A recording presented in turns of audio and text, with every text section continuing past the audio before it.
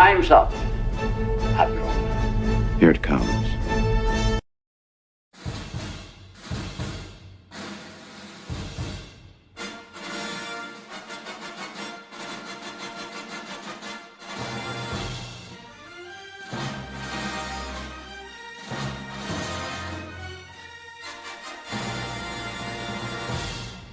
Give me the meat, and give it to me raw. What's the matter?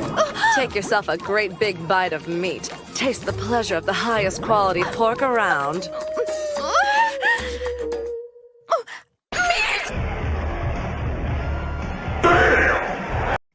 But we're told that we don't like any of this because we're misogynists. We just don't like this stuff because we're women, and the only reason we're unhappy about the Ray movie coming out because, guys, did you hear the Ray movie was canceled and uncanceled? Did you hear that? Dre, you heard that too, right? I did hear it. Wait, I did hear it. What did I do? You said because we're women. We hate it because we're women. Okay. I said it. All right. Yeah, see, now Ariel just arrived, and she's going to make sure that I remember that. Yes, we didn't want it to come out like this, but Adam is in fact trans. He's coming out of the closet. Him and Jeremy are in a relationship. It's time.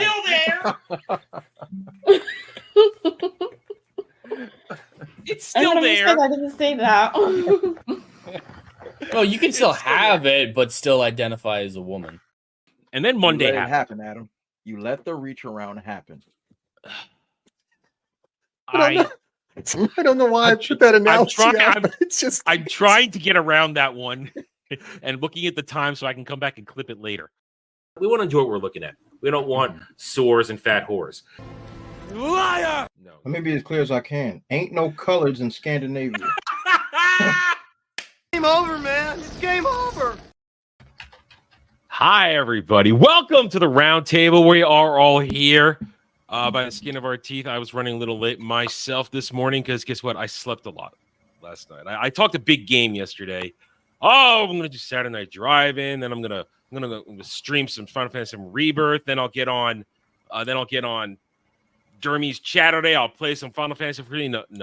I went to sleep. I passed right out. Boom, done. Slept for 3-4 hours. Woke up, dicked around for a couple hours, and went right back to sleep for another 7 hours. So I'm here. I'm rested, but yet I'm still behind schedule because guess what? Things happen. Welcome to the round table where we go over the week's events. I think we got a good one today. I managed to duct tape something together for us to talk about. We'll see how it goes. And hail and howdy to everyone in the chat, and hail and howdy to the panel. Jed, hi. How are you today? I'm doing great. Barely made it here in time. I literally popped into the stream during the intro, so I did make it in time. I wasn't late and gay, and I made it. But happy to be here. I have no idea what we're talking about, so this is going to be interesting. I haven't. Yeah, I'm a bad host sometimes as the source of this show. Sometimes, and they can attest. Sometimes I tell them exactly what we're doing when it's clear what's going to happen, and then there are weeks like this where I'm not sure what's going on, and at the last minute, it's okay. What am I doing? Because we try to be a little different than the other shows. We try to cover. Unique. Yeah, we try to cover. We cover the same things inevitably, but sometimes we get a chance to cover things they don't, and we try to put a little spin on it because we are a small panel, and we have only so much time because usually I am on a block, and even though at the moment I'm not locked into just getting us done by 4, in about a month, Star Trek Engage is coming back, so we're always on a bit of a schedule here, so we don't have time to mess around. Even though the chat, we like it when you make us mess around, we enjoy it. Anyway, Dre, hi. Did you have a good week, Dre? I had a very good week. That's good. I'm glad. And weekend. It's been good. That's good. I'm very happy. It's good. I had my Pokemon tournament yesterday. Oh, how'd you do? Yeah, not as good as I wanted to, but I had a really good time. I had a lot of fun. Met a lot of cool people. It was great. I had a lot of fun and had some really good competitive matches. So I'm a very, very happy panda. I had fun. Oh yeah. Hey, in the end, if you had fun, that's what's good. But winning's better. Yeah, winning is better. Make no mistake. I got knocked out of placing after round 3, so I'm proud of that. So it's At least you didn't get bounced in round 1. That's good. Yeah. So round 3. So I had fun. I had a lot of fun. So it was really cool, and picked up on a couple of new strategies. So this has been really good. All right, so that's what those things are good for. You get thrown in the fire. You experience some new shit. Oh, I do not let my signal do that. No, my little signal thing just appeared. Do not do this. You to look me good though. You haven't frozen yet. Yeah, you froze for like a hot second, but you're good. Don't do this to me. I got a long day of streaming ahead of me for a lot of shit to do. I do not need this to start right now. It's been behaving itself. God damn it. All right. Dragon Lady, hi. How are you? Good evening. I'm doing all right. Failed with the frosting on my Easter cupcakes this morning, and I was stronger trying to do frosting. I'd rather be doing icing on it. I'm not a big proponent of frosting. I'm not a big proponent. I knew I should have gotten a tub of icing yesterday when I was out, but I thought, well, I didn't double check. But unfortunately, I feel as though a cake should stand on its own. It doesn't. If it doesn't need icing, it should be tasty all on its own. Not a big proponent of it. I'll do it. Or I'll ask somebody to do it if they're making this stuff for me. But I just like the cake. I want the pure taste of a delicious cake, ladies. Yeah, I got some Easter decorations with it as well, so I'm quite happy with that. And speaking of that, happy Easter to all those who are celebrating around here, even though it is not a holiday that I obviously do not celebrate, being Jewish and all that. Happy Easter, as those who try to steal it from you. If you know right now. We are not that kind of channel, so we're not going to dive into it. But if you know, you know. Don't let them do that. Don't let them take this away from you. It is an important holiday to many people, and I hope you celebrate it in peace and comfort and with friends and family. So there you go. Happy Easter, everybody. Right. We have a good show. I like this. We're going to talk. Hey, we are 3 days away from the Proxy battle at Disney. It's here. It's here. And things are happening that I have a couple additional things to throw on there. We're going to talk about that.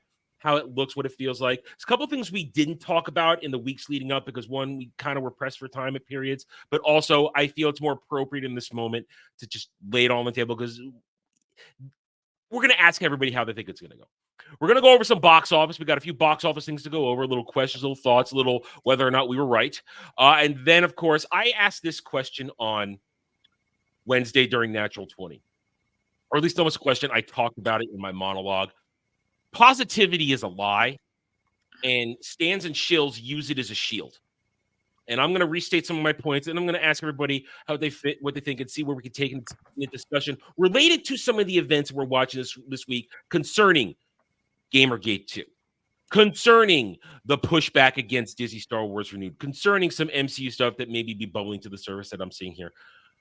We're going to see if we do that. And also then we've got just less than an hour ago, Jed, the new Doctor Who trailer. You watch it yet? And they released the episode titles and who wrote and directed all of them. I haven't had a chance to. I was actually pulling it up while you were talking, and I haven't watched it either. I haven't seen it either. I haven't watched it, but the interesting thing is it is not on Disney Plus this time. No, it's on Doctor Who's channel. And it's got about 5,000 views, and that's it. And we're probably gonna get copyright smacked for it because on Disney Plus they don't care. But they might care. On Doctor Who, yeah, the BBC cares a lot. Doctor Who, not really. But we do need to talk about the episode titles because there's a joke in the first trailer that turns out to be self-promotion. The Bridgerton thing, there's actually something behind that.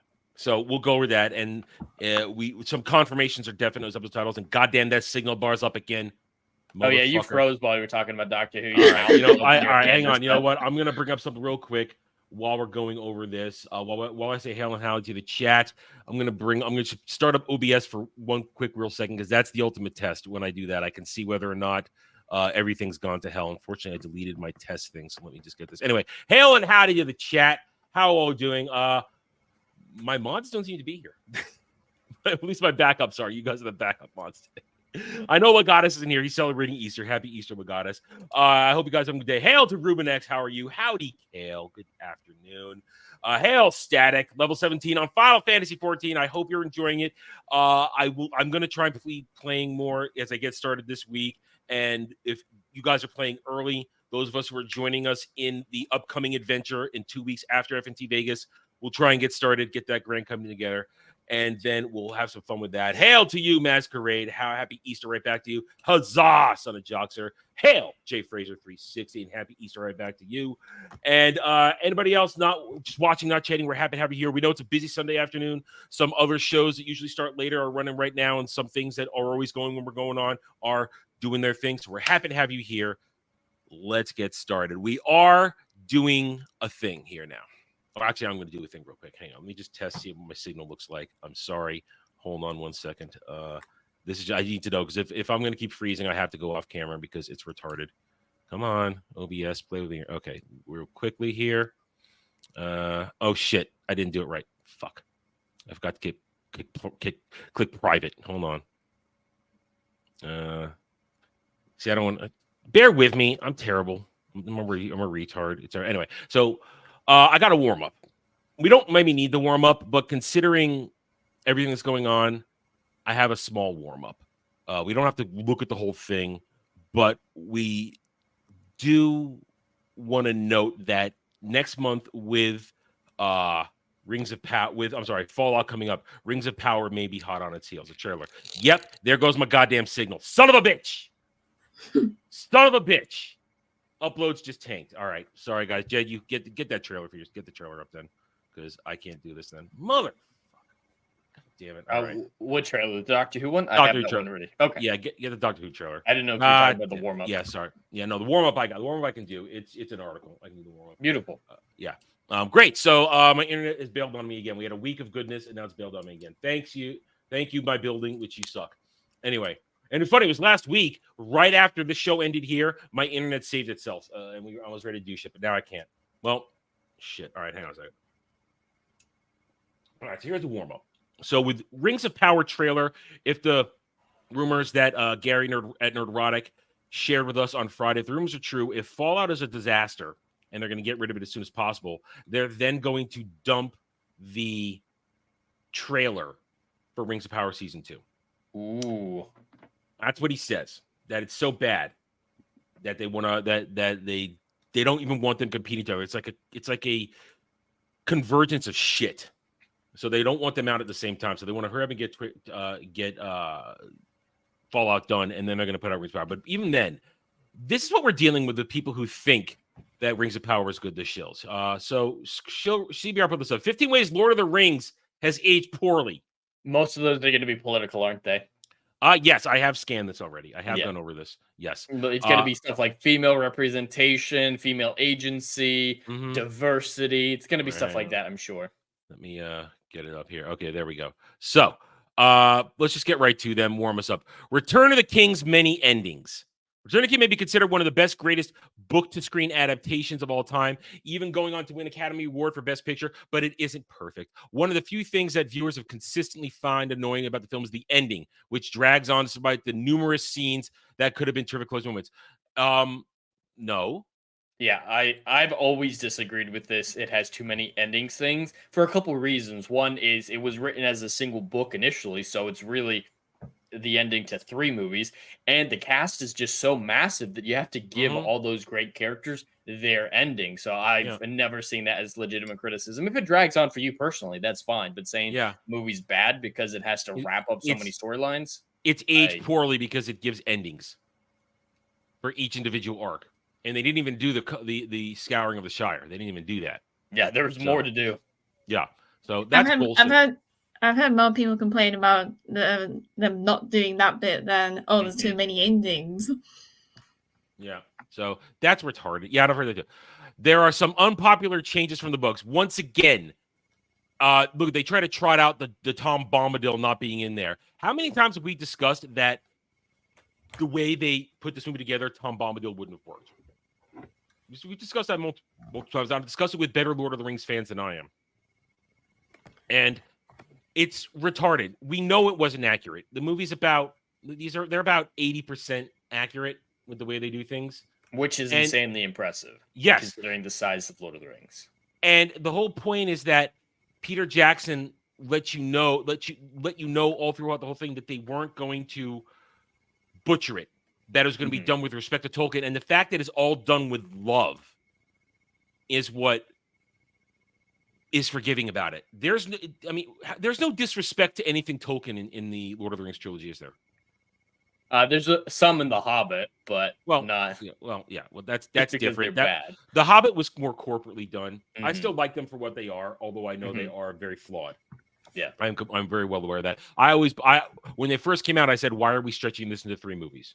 That's what I thought. It's like, 2 parts I can understand, but 3 I thought was pushing it really. Especially because most of the third movie didn't take place in the book. Bilbo was asleep for most of the third movie, so we didn't get most of that anyway. Yeah. So I forgive it, but I understand it, and I honestly, and I say I know it's massively flawed, but I still enjoy it because Peter Jackson still did the best he could. Yeah. Because he had to come in and save it too, didn't he? It was supposed to be Guillermo del Toro, and he had to come in, which would have been weird as hell. Because as great as Guillermo del Toro is, he is a weird dude. Yeah, he's not right for franchises. No. He's good with his own little pet projects. Yeah, exactly. All right. Important scenes are missing in theatrical. Oh, that's just a retarded argument right there. We are 20 years removed. Nobody watches the theatrical cut anymore. It's extended or nothing. It's extended or nothing. That is a lame ass argument. It's fair that they did the theatrical versus extended cut. That's what they had to do. So the fact that they had to cut out scenes isn't their fault. They did the best with the time that they had available. To be more book accurate, they made extended cuts. And so when it was time to buy them, I waited for the extended cuts because I knew they were coming. I mean, I rented the regular versions because that's all there was, because I wanted to feel like rewatching them. But when it came time to purchase, I bought it. I want extended cut. I have not watched theatrical cut since I walked out of the theater of Return of the King. I've not seen a theatrical cut of Lord of the Rings. Haven't. So that's a lame argument. The Hobbit changes aspects of a trilogy. Okay, we just said the Hobbit's flawed. It's recognized and flawed, and everybody admits it. And you either accept it or you say fuck it and I don't watch it. These are pretty lame ass arguments, and they're pretty shallow and hollow.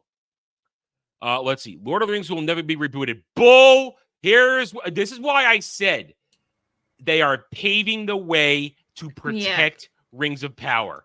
Oh, how does that make sense? It aged poorly because we're gonna do it again. That doesn't mean the movies aged poorly. Yeah. It doesn't make the movies age poorly. In fact, they're better than ever when you stack them up against Rings of Power. Ridiculous. Fucking ridiculous. I have a question. Yes, Jay. Why are they talking about this? That's what I'm wondering. To get hate clicks like this today, that's why. I know, no, but I'm just trying to see, like, what is the point of, is this CBR? Yes, of course, it's CBR. Yeah. Like, why are they bringing up? Excuse me, no, I'm asking the wrong question. Why are they trying to denigrate the Lord of the Rings trilogy? I don't get it. Because you're not going to elevate Rings of Power. That's not going to happen. Oh, but Dre, see, that's the strategy. It's a strategy I see all the time with tourist stands, fake fans. In order to prop up that which is new and more culturally acceptable in modern times, you must destroy what came before to prop it up. And well, we already know that's a failed formula. But at the same time, I am the target demo. I'm the target demo. I'm not a big Lord of the Rings guy. I respect a lot of Tolkien's work, and I respect the fandom of Tolkien fans. I am the target demo. Nothing about Rings of Power makes me want to watch. Now, I've seen the Lord of the Rings trilogy. I actually also have the extended cuts of those movies. Those are the only cuts I've ever seen because I didn't go see them in theaters because I had no interest 20 years ago. And that's fine. Yeah, I didn't have any interest in going to the theaters to see them. My brother was into them, but I wasn't into it. So I didn't go. I set those out 20 years ago. So when I got the films, it was just the extended cuts. I enjoyed the movies, what they were. So I know, even as a normie, what Lord of the Rings is supposed to look like. Rings of Power ain't it. So the idea that, hey, we're going to denigrate what came before, which is actually a masterpiece, arguably one of the greatest trilogies ever put onto the American stage. Yes. You're not going to sit there and then denigrate it to try to make me, the target demo, the normie, to go and watch Rings of Power. Yeah. That's not how that works. But they said, like Joxer said, they're trying to cater to this non-existent modern audience, this current day audience crap that whoever is behind CBR and showrun, all these people, they are populated by these people who hate us, hate real fans, hate passionate fans, and they want us replaced with the hive mind, and that's who this is catered for. And they're following the tactics of the Disney stands: destroy what came before, run it down to prop up what you like and what the current day bullshit is. And that's what it is. It's bullshit. And no, Jay Frazier, they do not have the rights to the 5 wizards. They don't. They only have that rights to the appendices. Yeah, they don't even have rights to the name Gandalf, I think. They want you to know that guy's Gandalf, but they can't call him Gandalf. Yep. It's bullshit. All right, next one. Wise Woods acting in some teens is awkward. Whatever. I've never heard someone say that legitimately. Neither have I. Fans do that, but I'll make fun of his facial expressions sometimes in this movie because they're goofy at times. But that one is goofy, but it makes sense for the scene and where he's at the character. And I can put my bias against Frodo aside because I think Frodo sucks. I always have. But Sam's the real hero. Yeah, Sam is the hero. Sam is the hero. But I don't. This is stupid. It's retarded. It's as though they're reaching to try and find things that are wrong, aren't they? Certain visual effects look clunky. Now that is horse shit. The visual effects to this day hold up. I was watching Two Towers the other week before I binged Twin Peaks. The special effects for Two Towers, and especially the Battle of Helm's Deep, still hold on 20 years later. That's more than I can see from what I've seen from a 2-minute clip from Rings of Power. Yeah. Well, the shot they're using as an example right there is a dream sequence. I've never had a problem with the white blowout of that scene because it makes sense. There are a few moments that I can tell it's a green screen at after the Battle of Helm's Deep in the extended cut when they're all gathered talking about it. But those aren't terrible for 20 years old. That CGI holds up better than most Marvel. Look at their argument here. Certain scenes look clunky and less refined, especially for modern day viewers who are used to slicker, more really realist CGI. Current day CGI is dog shit. It's terrible. The Uncanny Valley is bigger than the Grand Canyon. That is so disingenuous. Nothing about current day CGI is good. And why is this actual a focal point that they're trying to use? I don't know. If you look back at any form of technology that's older, it will not look as smooth. Now, granted, Lord of the Rings, in my personal opinion, holds up very well. Outside of a couple of things that are obvious green screens, like if memory serves me right, they face a giant troll in a cave, and he's wearing and Frodo, correct me if I'm wrong, Frodo's wearing like a mithril. Yes, mithril shirt. Yeah, okay. Yep, and that's when he gets stabbed, but he's still alive. Now the troll obviously looks like a cartoon hand puppet, like obviously. Yeah. But outside of that, I mean, but that is far and in between. Everything else pretty much holds up really, really well. It's like in my personal opinion, I think these films hold up like the first Jurassic Park. In my personal opinion, like you go back and watch the first Jurassic Park from the 90s, there's outside of a couple of lighting problems, it looks really good. Yeah. My guess is it's negotiations between the larger stakeholders like Warner Discovery and Embracer, who own the majority, because they've already got a deal. I don't know. I wouldn't know if Amazon is. I mean, Gary would be more in tune to that than I would. None of it's officially announced, so we can't super comment on it. We can theorize about rumors like that, but since we're not Gary, we haven't talked to those insiders. Yeah, there's not a whole lot of point. I see. I mean, and we got to remember, the contract is pretty much in stone with I think what Amazon is doing, and they did, and if even so they did season 2, it's done. Even if they are involved in these negotiations, season 2 is done. Yeah, they can't change anything. They won't have anything added, and unless it's ADR. Yeah. It's like you're Gandalf, just an ADR though. Yeah.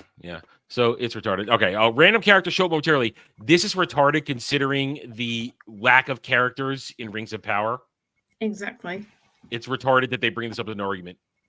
I think it's better that they show up like this because obviously there's not time to introduce similar from the histories and the Silmarillion characters in this fully because there's way too much going on. But they clearly know about these characters. They know enough about the world building and the lore to include them in key moments, like in what's his bucket, the general elf in the prologue of Fellowship. He doesn't play any sort of role. He's in a blink and you miss it shot, but they knew enough to put him in. So I think that's actually in the film's favor. Yeah, because it's not part of the actual story they're telling right there.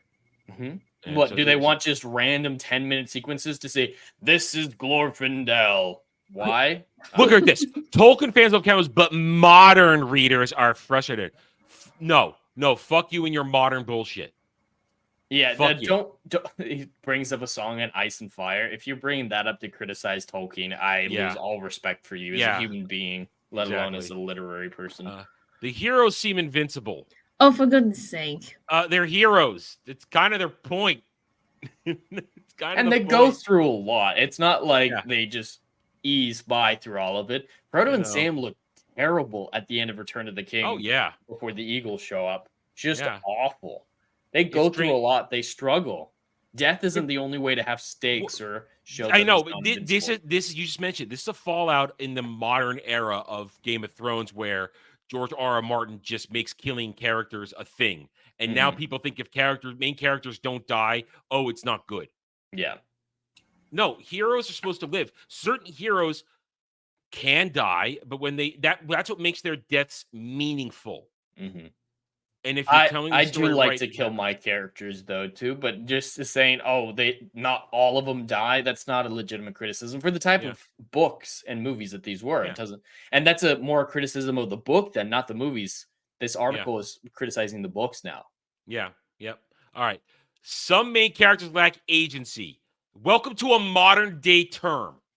Let's actually read that. Contemporary. Fuck you.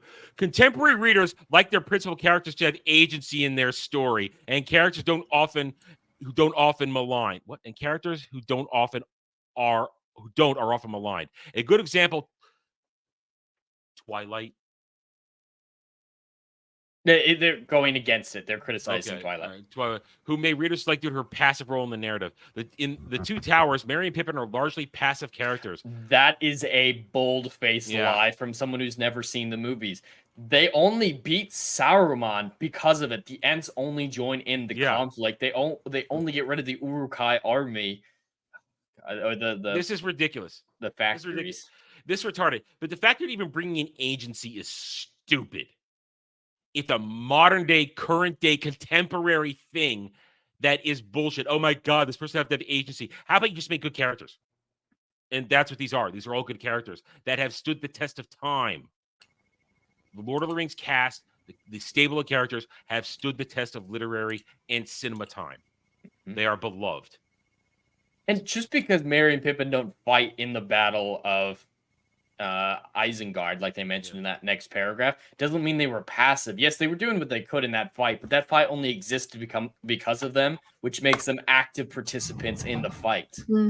Just because they're not mowing down orcs like the Ents. Yeah. All right. The story takes a while to get started. That's kind of Tolkien's style. It's a slow burn where he's world building at the start of it. Frodo leaves the Shire over 40 minutes in Lord of the Rings. Yeah. It's called world building. It's important so you know the stakes, you know what he's fighting for, and again, you kind of have to think of it as one movie because it was originally one book, so it's one story. So that is a fair percentage for a first act. Yep. All right. Jesus. We're down to the top 4. All right. I think we're gonna get what we expect now. Lord of the Rings movies lack diversity. Oh, for goodness sake! I'm so sick of that. It's less diversity, guys. There's no black people in a story about England.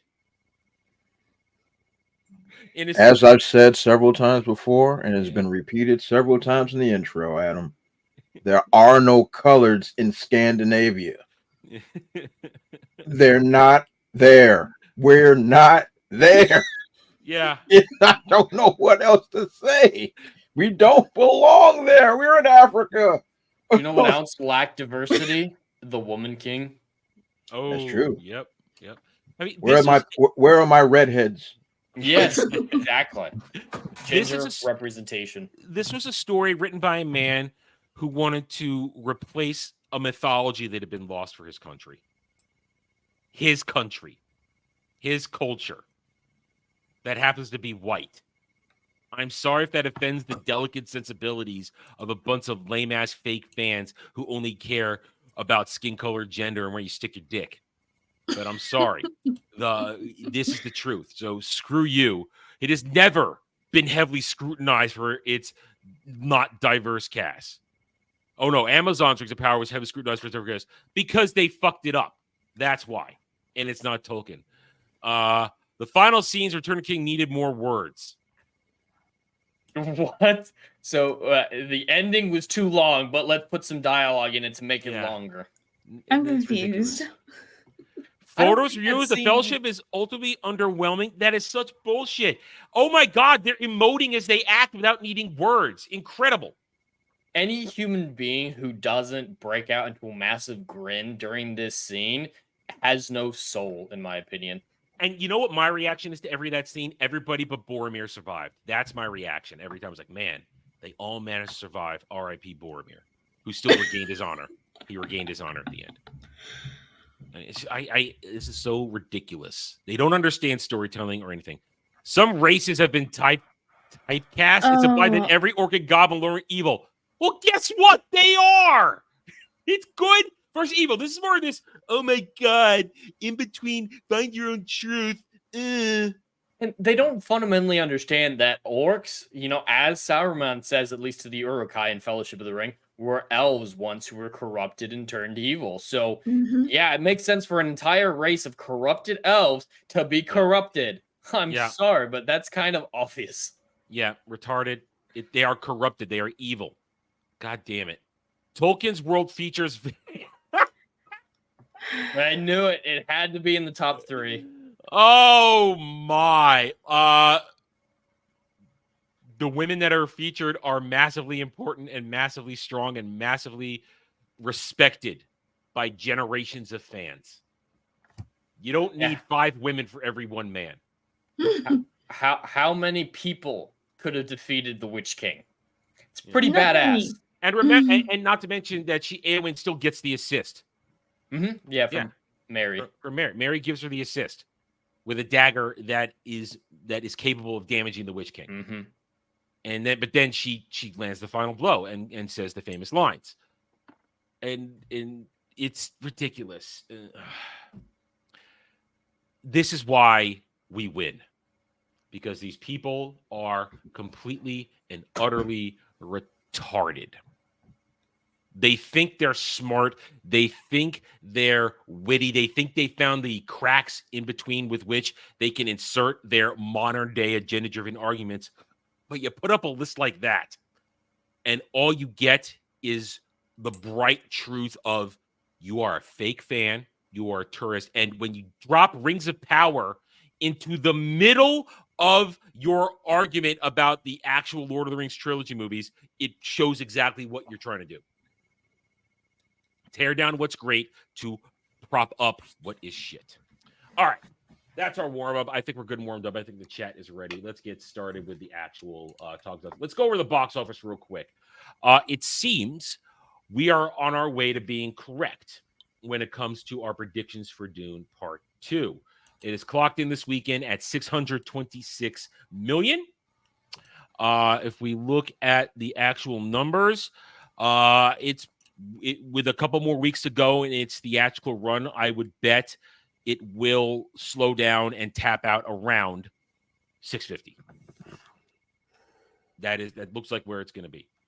So that was just a recap, guys. We are not really going to talk about it. That's just us following up on what we've been covering. So it's made some profit for this movie as far as the franchise goes. Probably not in profit mode, but it has made money for this movie. Its break even was around $500 million, so it's in profit. Congratulations.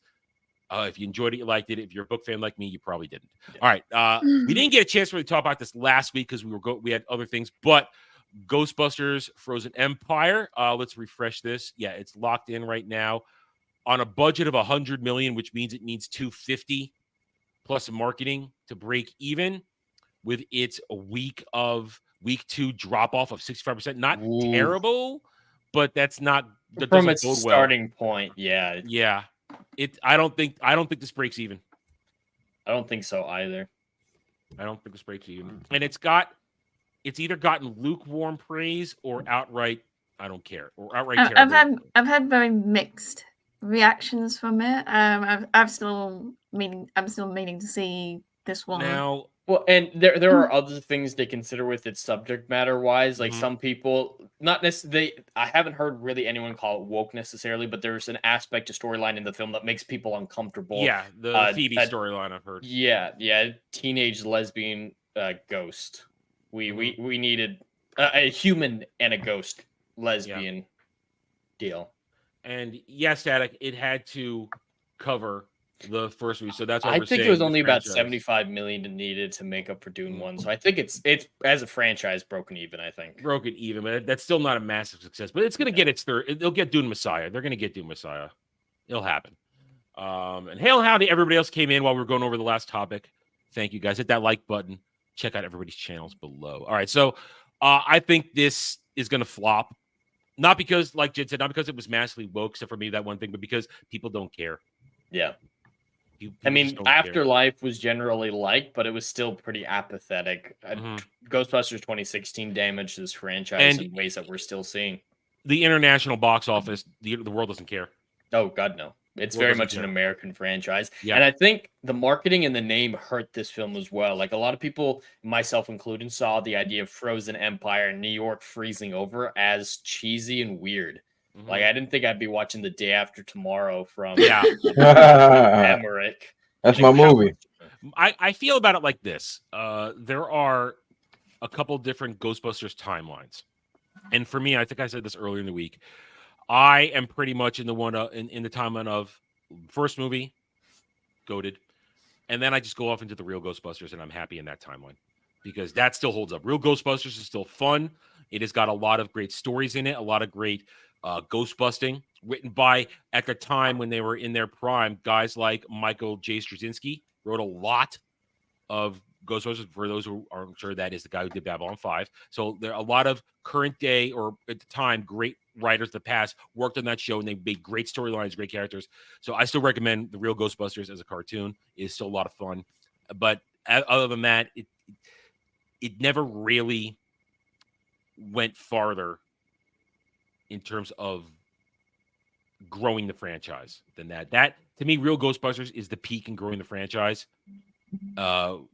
Yes, they did include references to Ghostbusters 2 in Real Ghostbusters, but they never actually went into it. They referred to the slime once in an episode where Venkman had to go into the spirit world, and they put the emo slime on him so that he could pass for a ghost. That was it. That when they referred to Vigo once. So they didn't really. But this, I'm happy to let this franchise die at this point. The best part about this movie is the fan-made popcorn buckets to meme on the Dune. Really? Popcorn buckets. It was a Slimer or whatever bent over, and the popcorn was coming out of his ass. Oh my! Jesus Christ! Yeah, no. Okay. All right. Third movie we're going to cover, because there are some stories surrounding this. Godzilla Kong. That movie was fun. Okay. It shocked me it's doing this well. It has a budget of $135 million. I looked up. They don't have it listed here, but I looked it up. $135 million budget. Its break even is $270. Add in marketing, it probably needs between $300 and $350 to break even. This will break even by next week, most likely. Or at least in 2 weeks. In the next 2 weeks, it'll hit break even. Yeah. I had fun with this movie. I had fun. But here's the thing. I somebody put a post in it. When they break down the time, Godzilla's only in it for apparently 8 minutes. Somebody did a breakdown on it. Yeah. Like, this is more of a Kong movie than a Godzilla movie.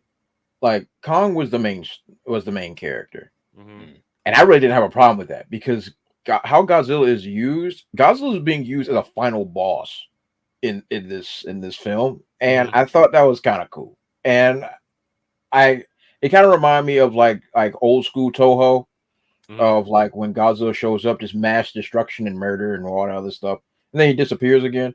It kind of gave me that vibe, and that's the way it worked. Like every time the kaiju were on screen, I saw kaijus doing kaiju things, so I was very excited.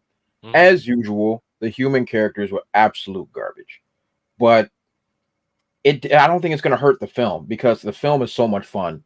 And Scar King, I am yelling his name at the top of mountains. Really? See, I was very doubtful about his legitimacy as a villain. It worked really well. Scar King came off as like a Bond villain. Like it was wild. I've never seen anything like this before in all of my kaiju big monster watching. Like he had a plan a world domination. Like it was nuts. It was like freaking like Dr. No type stuff. Like it was some wild stuff going on, and I was excited because like it took a while before he was on screen. I was like, okay, what are we doing? We see his agents doing terrible things, and then we finally get to him. He's like that dude. So I was really excited. They did really well with the villains. Like this movie is legitimately good. It gets misguided sometimes when it comes to the human characters because they always got to make them. When doesn't it in the MonsterVerse right now? The humans derail these movies sometimes. Yeah, they really do. And like literally, these characters were just so obnoxious. And I'm just like, yo, just get them off my screen so I can get back to having fun. And there's a little girl who's the key to everything. Garbage. Of that. The signing girl. Got to have garbage. Yes, my God, get this girl off screen. I'm like, yo, get her out of here. Just get me back to my monsters. But when the monsters are on screen, and heck, the monsters have their own arcs. This film was very fascinating because the kaiju had their own arcs to go on. We kind of follow Kong's arc, and we kind of follow a little bit when Godzilla's on screen. He's on a heck of a mission, and it's like you can like without words being told, you can get the urgency of what these creatures are trying to accomplish. Like every time they're on screen, they are their own characters. I want to ask you something though. Yeah, but then they treat us like idiots and have the human characters explain what's going on. I'm like, look, I know it. I see it. Morons, get off my screen. Let me ask you this though. I have two questions. A couple more than two, maybe. But one, how did Pink Godzilla come off? It came off really cool. Really? I'm not even gonna lie because we all thought like, oh, they're soften him up. Nope. How he becomes Pink Godzilla is some of the most gangster stuff I've ever seen on screen. I wish it wasn't pink though. I do wish it wasn't pink. Yeah, like the color is kind of off-putting, but it makes sense. There's a reason for it. Yeah, like it makes sense in the context of the story why his fins turn pink. Like it makes a lot of sense. Okay. And I mean, I gotta give credit. They really, really, really worked their butts off for this film. I really enjoyed myself. I had fun. Okay. It's just that the story with the humans is just so dumb. Like it's so dumb. I think the only human storyline I actually liked up from the MonsterVerse was on Kong Skull Island. Everything else, I was like, just get the kaiju on, please. Yeah, I agree with that, Dragon Lady. I agree with that because it was more of a war movie and not really a kaiju film. So that I agree. That worked really well. Even though my favorite is King of the Monsters, I think that movie is just freaking tops. I love that movie. Same here. But I'll give you credit there. The Skull Island human interaction, because it was like a war movie. It was like Saving Private Ryan and stuff. So it worked. It worked pretty well. Godzilla's spines have changed color in the past, but they haven't been pink. They've never been pink. Yeah, they've been different types of reds and stuff, but not really pink. There's been purple if you type. If you go with Shin Godzilla. So like there's been some fluorescent spines, but this one, as far as my memory, I'm concerned, is. But you said they were. But you said they were pink for a reason. Yes. It's a specific reason. Yes, a very specific reason, and in the context of the story, it makes a lot of sense. And how he achieves the pink Super Saiyan form is actually really, really cool. They found a way to really blend it well with the limited screen time they had with Godzilla. and it worked. It worked really, really well. Everything they did with these kaiju story arcs worked really well. So I am not surprised that this movie's doing gangbusters because I went in there, I had fun for the most part, and I think word of mouth is going to spread. This movie's going to do very, very, very well. What I think, though, I've seen one thing that's been annoying that's come out of is a particular GIF that's going around today is some large ape getting in Kong's face and Kong punching it down and killing it with one blow or some shit like that from the movie. That GIF's running around, and every fucking stan is running around like, this is how I treat my haters. This is how James Gunn treats people who come up to him. It's like, I already hate that GIF. I already hate it. And they've taken it out of context. I don't think they saw the movie. Of course they didn't see the movie.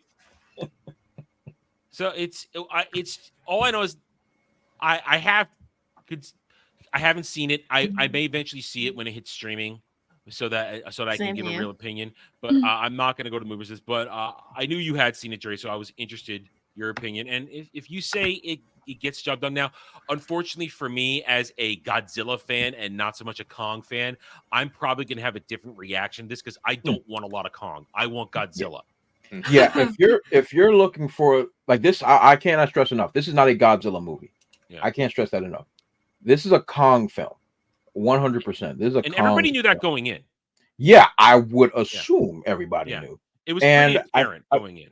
Yeah, like this is a Kong film featuring Godzilla, essentially. Yeah, and I really didn't have a problem with that. Like you, Adam, I'm a big Godzilla guy. I like. There's a couple of cool Kong stories that I like. But overall majority, I love Godzilla. And would I like to see more Godzilla? Of course, because I'm a sucker for that kind of stuff.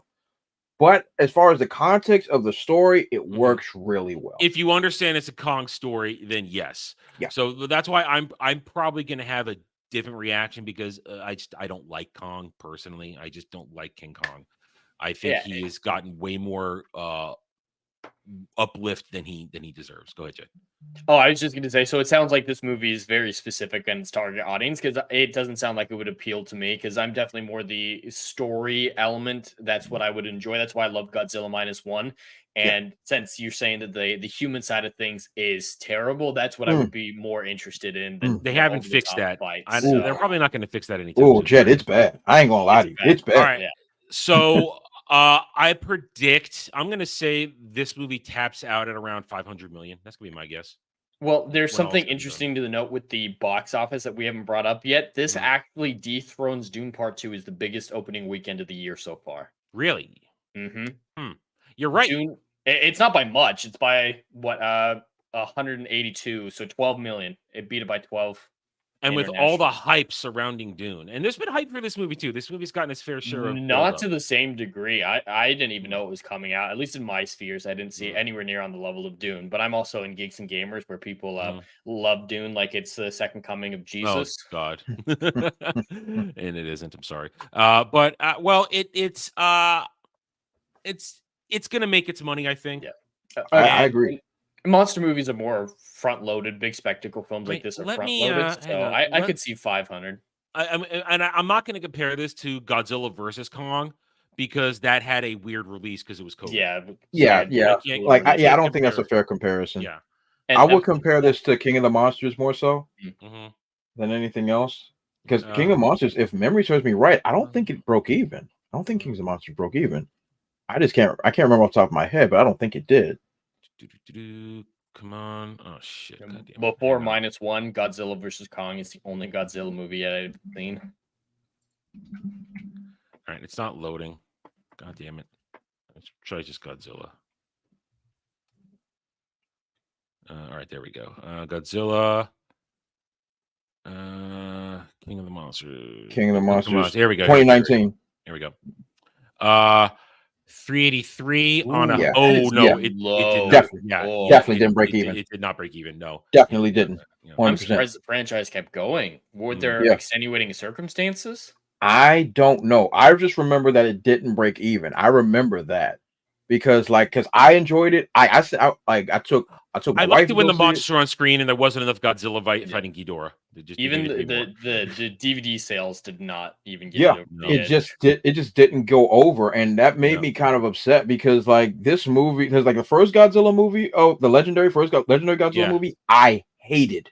Yeah, I I didn't like it either. hated that movie with a passion. I liked one thing when he opened up the monster's mouth and blasted it with That's radioactive it. fire down its throat. That's the great. only good I was scene. in that. Yeah. The movie's 2 hours long. That's the Yeah. only good scene in that whole movie. But King of the Monsters was a whole lot of kaiju battles up in that joint. Yes. Lots of death, explosions, women screaming. All the good Godzilla stuff was happening in this movie. King Ghidorah was a legit threat. Rodan was cool. Mothra got a nice makeover. It was a lot of cool stuff. And the fact that it didn't do well in the box office pissed me off. Because that movie was a lot of fun. And heck, even the human characters, which I hate, actually did stuff that helped contribute to the story. I hate Autumn, Millie Bobby Brown. Autumn, they can't act, but the fact that they were there to actually push the story forward, and to show that the humans were really the villains in it. Like there was some cool stuff in that movie, and I really enjoyed it. But I think somehow, some way, this Godzilla fever, and in my personal opinion, I think it's the success of Godzilla -1 that's actually pushing this movie forward, because I can see Godzilla is fresh in Yes. everybody's mind. Yeah, I think it's just- that there was a lot of fan marketing for, we got -1 and now let's go watch this. So people were really connecting the two movies together in terms of there's a lot of Godzilla on our plate, or in this case, kaiju on our plate. Yeah, it's a So I think the success of Godzilla -1 is definitely helping this film, but also I think word of mouth is going to spread, because this movie, for the most part, is a lot of fun, and I had fun. And no Millie Bobby Brown. No Millie Bobby Brown. Hey, That's a that's bonus. the best thing you've said. Yeah. Hey. Yeah, but they had the other two characters. Yeah. Why was Black podcaster dude in that movie? Why the hell is he in this movie? I hate him so much. Yeah, he contributes nothing. Oh, I'm sorry. He's supposed to be comic relief. Bad one-liners. Just unbearable. Like literally, we could have removed him from the film, missed nothing. You can remove all these characters from the film and miss nothing. We could just follow the monsters the whole time, and we still would have made the same conclusions and made it to the same place. One thing to say is, Mothra could be killed off, but Mothra has a history of coming back. Yes, so Mothra will always come back. Yeah, and Mothra always dies. Jay Fraser, ever since her inception, she always gets murdered, and then Godzilla attains Super Saiyan abilities every time. Every time she dies. So that's like kind of the trope, the Mothra trope. Yeah. There's always going to be Mothra spawn out there. Yeah, Mothra will always be reborn. As for Rodan, Rodan's probably dead. He's dead. Yeah, Rodan. Yeah. So Rodan. See, this is okay. Here's my one problem. Killing off Ghidorah was stupid too. You don't kill off King Ghidorah.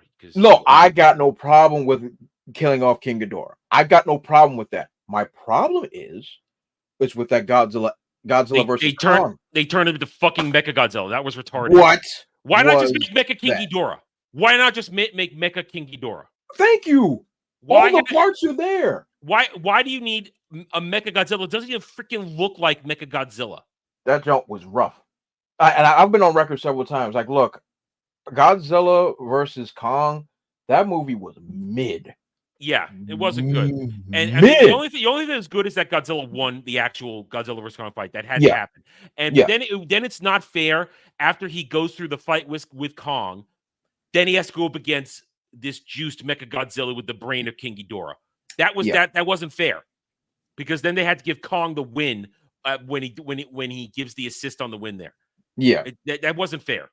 I agree, but they had to find a way to make them work together and whatever. Yeah. But this is what I'll say. I'm not going to spoil nothing for this film, but there is a comeuppance in regards to what happened in Godzilla x Kong as far as Kong and Godzilla's relationship. So that they have a really good callback from that, and it was pretty epic. It was pretty epic. They do a callback from it. So. Important question here, though. How do you say the title of the new movie?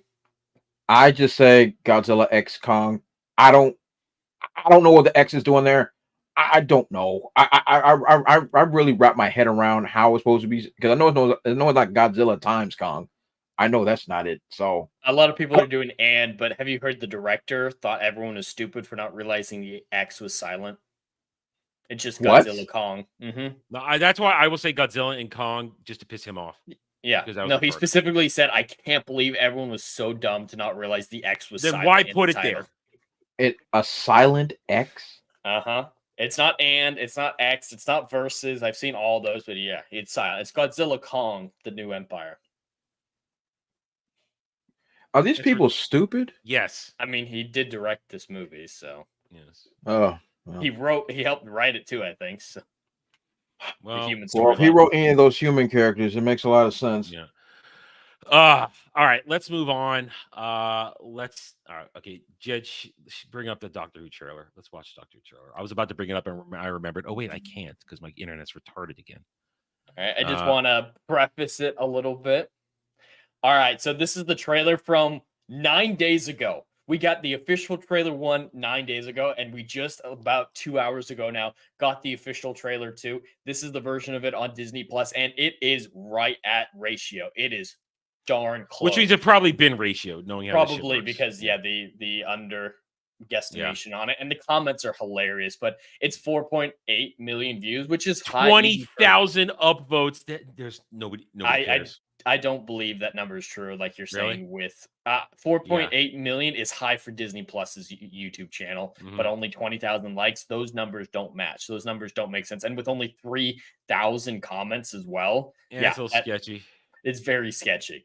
But whatever, it didn't even trend though. And the Doctor Who 60th anniversary trailer, with only got about 1.5 million in the end, I think, did trend. So kind of interesting. But with this trailer, it is not on the official Disney Plus YouTube channel this time. That's interesting. Maybe they realized they messed up a little bit, and their new redesign is terrible, by the way. Just a side note, but just wanted to say this one. Note that. Note the Disney Hulu thing. We're going to come back to that in our next segment. Note that specifically. Okay, let's watch this god-awful thing. Oh, hi, Shooty. All right, you all ready for this, Dre? I think this is going to be I haven't seen it yet. Trailer experience. I haven't seen it either. Yet. Yeah. This is a pure reaction from all of us, and probably some heads will explode from one of the three of us. You ready for this? No. I'm not a fan of the fourth wall breaking, and apparently it's going to be a staple of this new era. Really? I think at the end of the Christmas special did it as well. Like Doctor Who has had the occasional fourth wall break, mainly in the Capaldi era, but it's more like a literal wink to the camera. It's never actual talking to the camera like that. And people believe that is in the episode, not just a marketing ploy. It might be a marketing ploy. It might be just something for the beginning of the trailer. But it's still stupid.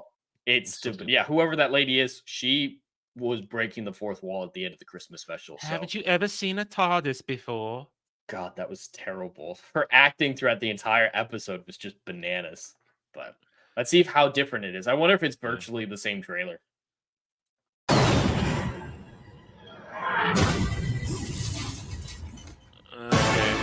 Okay. Oh, what? We did get this again. Yeah, we're getting. Yeah, I just since it sounded like music was coming in, I wanted to pause real quick. Me the loving. Oh, we got a good shot of. Oh, look at penis. There's two penises touching. They're docking. Who's got the bigger man hands? I'm sorry. Was there a mammy in there? Did I see a mammy? No. Well, that's Ruby Sunday's adoptive mother. Okay. All right, so they're gonna dock. Oh my God, their man hands are the same size. Dre, that is a man. No, not the elf standing there. No, you said go back a frame. Go back a frame. Yeah, if you go back a frame, another one. A little bit. Keep going. Oh God. Yeah, that's a mammy. I know a mammy when I see it. Yeah, that's Ruby's adoptive mother. She was raised by two black women. Keep going. The white girl with nice tits is raised by two black women. Give me the loving. Of course, he's saying that to and there was another minor break. Yeah. But yeah, he's shouting, "Give me the loving," and rushing into the arms of a teenage person. Teenage dude. Yeah, that my channel. I'm gonna say 15-year-old. That character's supposed to be 15 years old, and he's like, "Give me the loving," and like that's inappropriate. I don't care 15? what gender. Yeah, It's supposed that to be dude 15. lady is supposed to be 15 years old. Yeah. Unless there's a time skip between the 60th doubt it. anniversary and this. But in the 60th anniversary, Jason was 15. Yeah. All right, let's keep going. Now, stay back. We are going to walk through time. Musical episode. Oh, Gabe Bridgerton. Gabe Bridgerton. So yeah, this dude absolutely gonna have a fling with him. And while we're on here, we do need to talk about the Bridgerton stuff when we get to who wrote the episodes. We'll get into that. I have the list right here. I have the list. Oh, I've got that as well. Yeah. Oh, this is so Bridgerton. This is Ruby. You are wild, brave, and rude. Oh my God! Do we affirmation time? Gotta do it, otherwise the audience won't know they're supposed to like her. He's got to have her agency. She's gonna have some X Division championships, isn't she? Well, no, actually, no. I think Ruby's straight. She does have a boyfriend who's played by the guy who played Prince Eric in the new Little Mermaid movie, who actually is having a secret love affair with the Doctor. So that's the rumor. That's the there rumor. it is. And we so hope it's going to be true. She's the beard. She might be straight, but she's a beard. Listen, I will straight all over Millie Gibson. I will. What? Doesn't seem like she wants to be here either. So, hey, there might be she might be redeemable since she doesn't want to be there. She wants to go back to Coronation Street. It sounds like, but yeah, she doesn't want to be here. So there's hope for Millie. Yeah. Okay. No, you made it worse. He's very Where flaming. shall we go? Anywhere. It's you. That's a talking baby. You know, they did it better with Matt Smith, where he spoke baby. That was so good. That is one of my even though it's got stupid what's his name that is annoying. That's as the hell. only time I like. I love that episode. Steve, what is his name? Fat British talk show host. I don't remember his. You know who we're talking about, Dre? The fat James Colbert? No. He's a late night. He used to be late night. Steven? No, he's not fat. No. I don't see. He's forgettable. Yeah, he's in 2 episodes of the Matt Smith era, and that's the only time. They're both James Corbett. Yeah, they're both really good episodes. Yeah, and the baby one is hysterical. I laughed so hard. It's so funny. So yeah, Dre, the Doctor speaks baby, and he's talking to James Corden's baby in the episode, and the baby's name is Alfie, but Matt Smith goes, "Oh no, he doesn't want to be called Alfie. Oh, what does he want to be called? Stormageddon, the Dark Lord of all."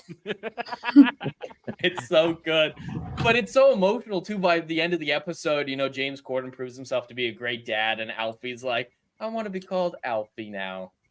It's really well. It's done. really good. So is that who that baby is? No. No, we're just talking about talking babies, but we're saying Matt Smith did it better. It wasn't like with the Matt Smith one. It's not like the baby actually physically talked. The baby made baby noises, and the Doctor translated it. And basically. Matt Smith did it in gloriously comical fashion. Mm-hmm. Oh, it was beautiful. Yeah, it was wonderfully done. But yeah, this looks terrible. And it makes sense that the first episode of the 2-parter coming out first is Space Babies. So they were really imaginative with the episode titles. We got Talking Space Babies. Let's call it Space Babies. It's called Space AIDS. A lot of creativity. Space Babies! Oh, is it the universe, man? Let's have a random landing. Is it safe? It's the horror monster again. I have to say, Spastic Shooty Flaming Shooty not selling it. Not selling it. I'm not getting the idea that this guy is, at this point over 2,000 years old. Well, he's not. This one isn't. Oh yeah, this one's a baby. He's been alive for a few days. Yeah, he got. Well, they docked and then they separated, and it was so bad. That was so bad. Yeah, he's baby. He's not 2,000 years old. The other one is. The other one is. It set up one of my favorite lines with Peter Capaldi when he thought a girl was flirting with him, and he says, "That's so inappropriate. I'm old enough to be your messiah." I love that line. Okay. We got 2. Oh God, we still got a minute and a half. Listen to me. This is what we're trying to stop. All of life extinguished. You'll keep us safe? I will keep us safe. Yes, I want to see the Doctor crying again. He's gonna do a lot of crying. He's gonna be gay and crying. That's I have a his question. two emotion settings. Yeah. What's the point of this season? We don't know. It's the reboot. I mean, okay, all right, okay. Once again, I'm not big on Doctor Who. Mm-hmm. So when the Doctor, okay, what is the Doctor trying to accomplish every season? In general, there's not like a goal. Yeah. He's just a traveler who gets caught up in stuff. And the TARDIS brings him where he needs to be. Mm-hmm. Okay. So he's like Captain Planet in a sense. Like outside the powers combined thing. No. He's there to just stop please explain, please. We go back far enough. He's a coward. He's the man who runs. He's the man who flees. And the TARDIS is broken. And the TARDIS has a will of its own, and it will bring him where he needs to be. But at the same time, he's a coward, but he's also a hero. Yeah. Who, when pushed to the limit, will do massively heroic shit while trying to save as many lives as possible. Mm-hmm. Okay. He's not trying to like end the war. He's not trying to do anything. He's an explorer. That's the way he likes to think of himself as. It doesn't usually work out that way. So he's an incidental savior. He's a bad man in a blue box. Yep. Okay. Incidental savior. Okay, cool. All right. Yeah. So I'm going to assume that has been how it's always worked, essentially. Incidental savior type thing. Incidental savior. For 50 years, yeah. Okay. I mean, but this reboot is going to undo all that, I'm sure. Oh, they already did. They already did. I'm going to do it. Yep, and this is going to be just pretty much Teletubbies. Lame and gay. Yeah, lame got and it. All right. gay. Okay, got it. All right, I'm there. I'm caught up. Cool. All right, let's keep going. To do. There's a storm coming in. You can't.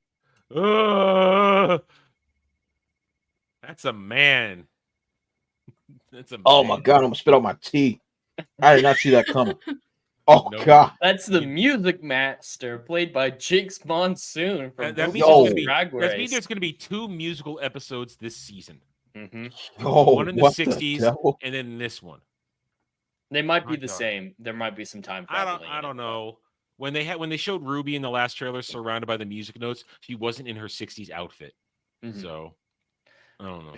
So is this a character that showed up? No, this is brand new. This is brand new and very man in a dress with a penis. So there was no ladies that could play this role? Is that No, they made a role for the trans person. Oh, diversity, inclusion. Why do I don't belong on this planet anymore? I don't think. I keep asking rational questions, and I know I'm going to get answers that are absolutely upside down. What am I doing? What am I doing here? I do want to just point out real quick, we have not seen him in a consistent outfit still. He's not going to have an iconic look, which is half the battle with the Doctor. You know what? No, Jed, I have it. His jewelry is his iconic That's look. his iconic one. Is all the jewelry, all his bling, all his gay bling. Yeah, and so Dre, when a Doctor achieves his classic look, that's when people are like, he is the Doctor. That's always the moment, like, this is the Doctor. When he I can understand that because, like, once again, I can't remember all of them, but I know one has like a big scarf. Mm-hmm. Yeah, from the 70s, the Fourth Doctor. It's kind of like a superhero deal. When you see Iron Man in his suit for the first time, the red and gold one, you're like, all right, this is Iron Man. This is the man. It's kind of the same thing, kind of superhero-esque, but we're not gonna get that with him. Okay, so he's gonna be changing his outfits like 3 times an episode. Yep. Or something. Yeah. Okay. Yeah. Got it. Little orphan crackhead Annie. I want to see the Daddy Warbucks sponsoring this thing. Oh no. All right, let's keep going. Oh, honey, that's much bigger bang than you bargained for. I don't think that's talking about battle or anything. I think he's talking about banging. I hope. God, this is gonna be fun to destroy. All right. I will shatter this silly little battlefield into dust. All right, I gotta stop. All right, I gotta stop. This Doctor has done nothing. No.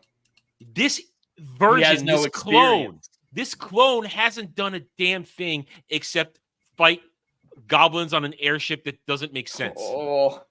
Yeah, I reminded you of that, didn't I?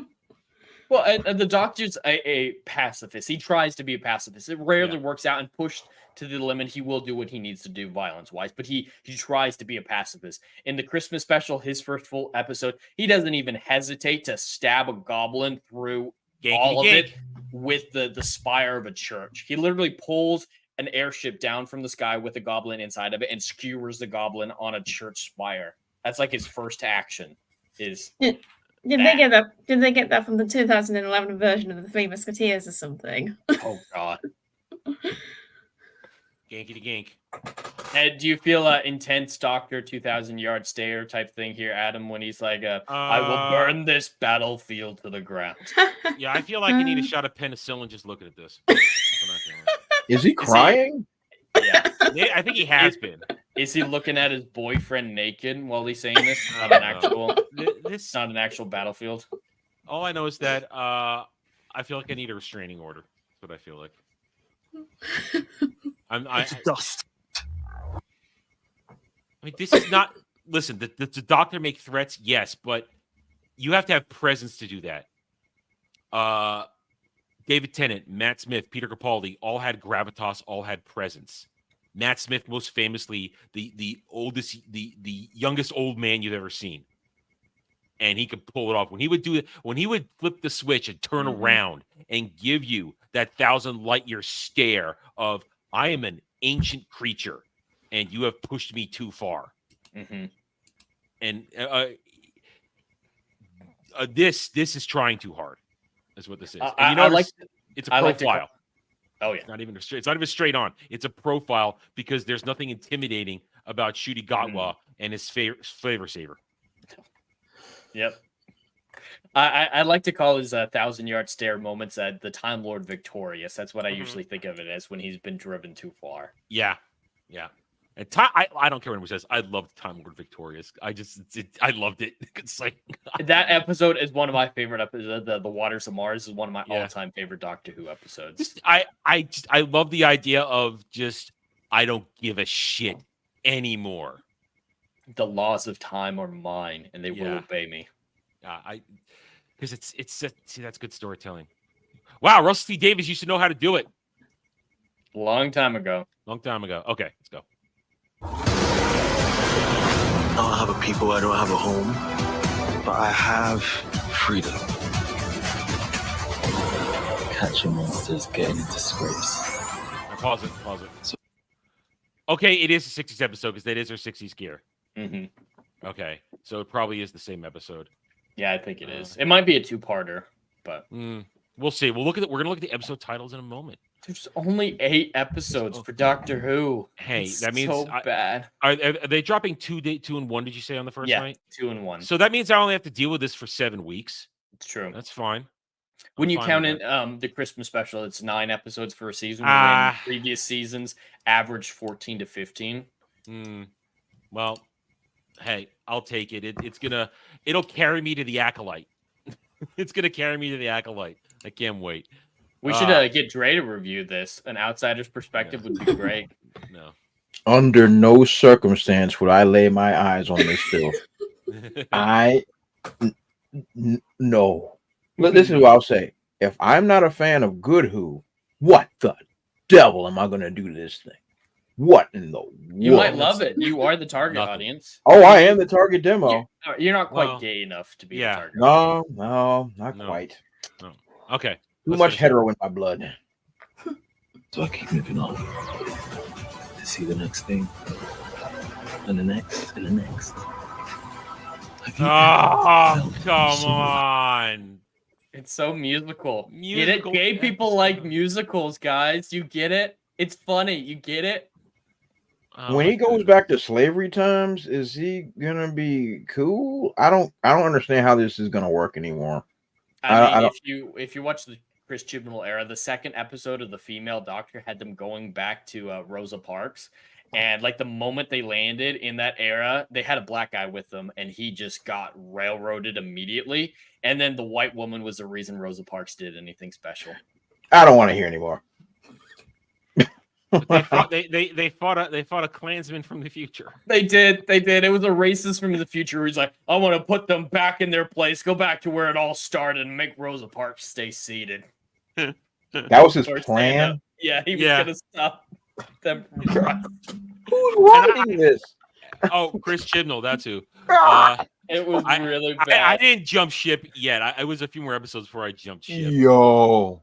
And That- I don't wasn't a think these YouTuber yet. seasons so I was just bad. a regular dude watching this shit at that point. I was not a YouTuber. It only got worse from there, but Yeah. that first season was raw. I mean, like That's the whole impressive. guns are evil. They're mean. Instead of using guns to kill these giant spider monsters, let's suffocate them to death. That's more humane, right?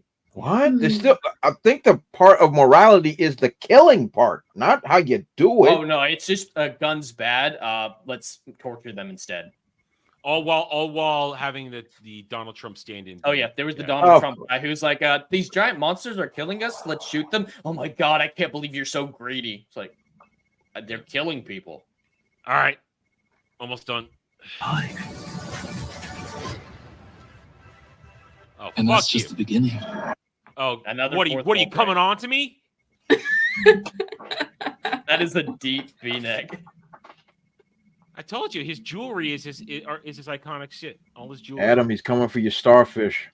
Clamp No. up. No, listen, exit only. Exit only. Oh, does that look like the face of someone who cares? Well, I'm gonna kick his ass. He might like that. Oh god damn it! I can't play this game. Let's go. Oh, that logo just get worse and worse. Why is it green now? Wasn't it was it blue before? It was white and blue and.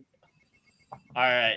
All right, I got it right here. So we got the episode titles, and yes, Jay Fraser, you did tell us a week or so ago that Stephen Moffat did write an episode, and as we go down here, first episode, Space Babies, written by Russell T. He wrote basically 85% of these episodes this season. So when they suck, he is to blame. Yeah, he only wasn't involved in two of them. The Stephen Moffat one and then episode 6. The Devil's Cord, which I think is the Bridgerton episode. Mm-hmm. No, that's music. No, that's Music Master. That's 60's episode. Sorry. That's gonna be the 60s And an episode. important thing to note, the Julie Ann Robertson person and the Golda Rochevelle person involved in some of these early episodes. Golda is from Bridgerton, the Queen Charlotte Bridgerton spinoff. So really? their references to, oh my god, Bridgerton, I love Bridgerton. Bridgerton's great. It's because it's from Bridgerton. It's in-show marketing for another show. And I don't think that this God. person's left Bridgerton. It's an additional role. So it is straight up in Oh my show goodness. marketing. And for there it this is. Stephen Moffat. Boom. Well, it's Boom. gonna probably go boom. They're trying to get people back into watching it with these names splattered on it. and No one in the UK is going to watch this. Guarantee it. I can't wait to see the ratings from the UK. The Stephen Moffat one's probably going to be the best of the season because he did Davies' best episodes. But all the iconic ones. In the end, this just proves that he is accepting of the taint. Oh yes, he's there's no complicit saving this. entirely. R.I.P. and Doctor Who. He couldn't come back and save it. I mean, a lot of these issues were prevalent at the end of his run in the Capaldi run, and some of the stuff he said too, like the acceptable lie, like talking about the end of the Peter Capaldi era. He says it's true there weren't black people in diversity in these eras, but we have to accept this lie that it was diverse for these episodes for modern times. So that is an acceptable lie and stuff like that. All right. More Russell C. Davies, 73 yards. Dot and Bubble, whatever. Rogue. That one he's not writing. That's the one. That's the other one of the ones he didn't write. And then The Legend of Ruby Sunday, where she's going to be the girl's key to everything. Of course. And then Empire of Death. Right. 7 weeks. So drop, and I can announce this officially because I've talked about it. Starting, let me bring the calendar up. It was already starting. I guess I'll say May 6th May 6th. Let me get there we go. Sorry. May, Adam, May, not June, May. There we go. Starting. Oh, I guess it is. Is it dropping on May 4th? I thought it was dropping on May 4th. It's 10th. 10th. It's Oh, May 10th. here. Sorry, 10th. There we go. In the UK. Okay. Yeah, sorry. Oh, yeah. So 10th here. So May 11th. On May 11th, after Saturday Night Drive-In, myself and our favorite little weirdo, Dermy Wormy, we will be dual live stream reviewing every episode of this season out of pure spite. We are not doing this to enjoy it. We're not doing this to try and say what's good or say. No, this is spite to ruin the day of the freaks who have stolen this franchise from us. So I can confirm it. We are going to be live streaming it, dual reviewing it. It'll be on both our channels.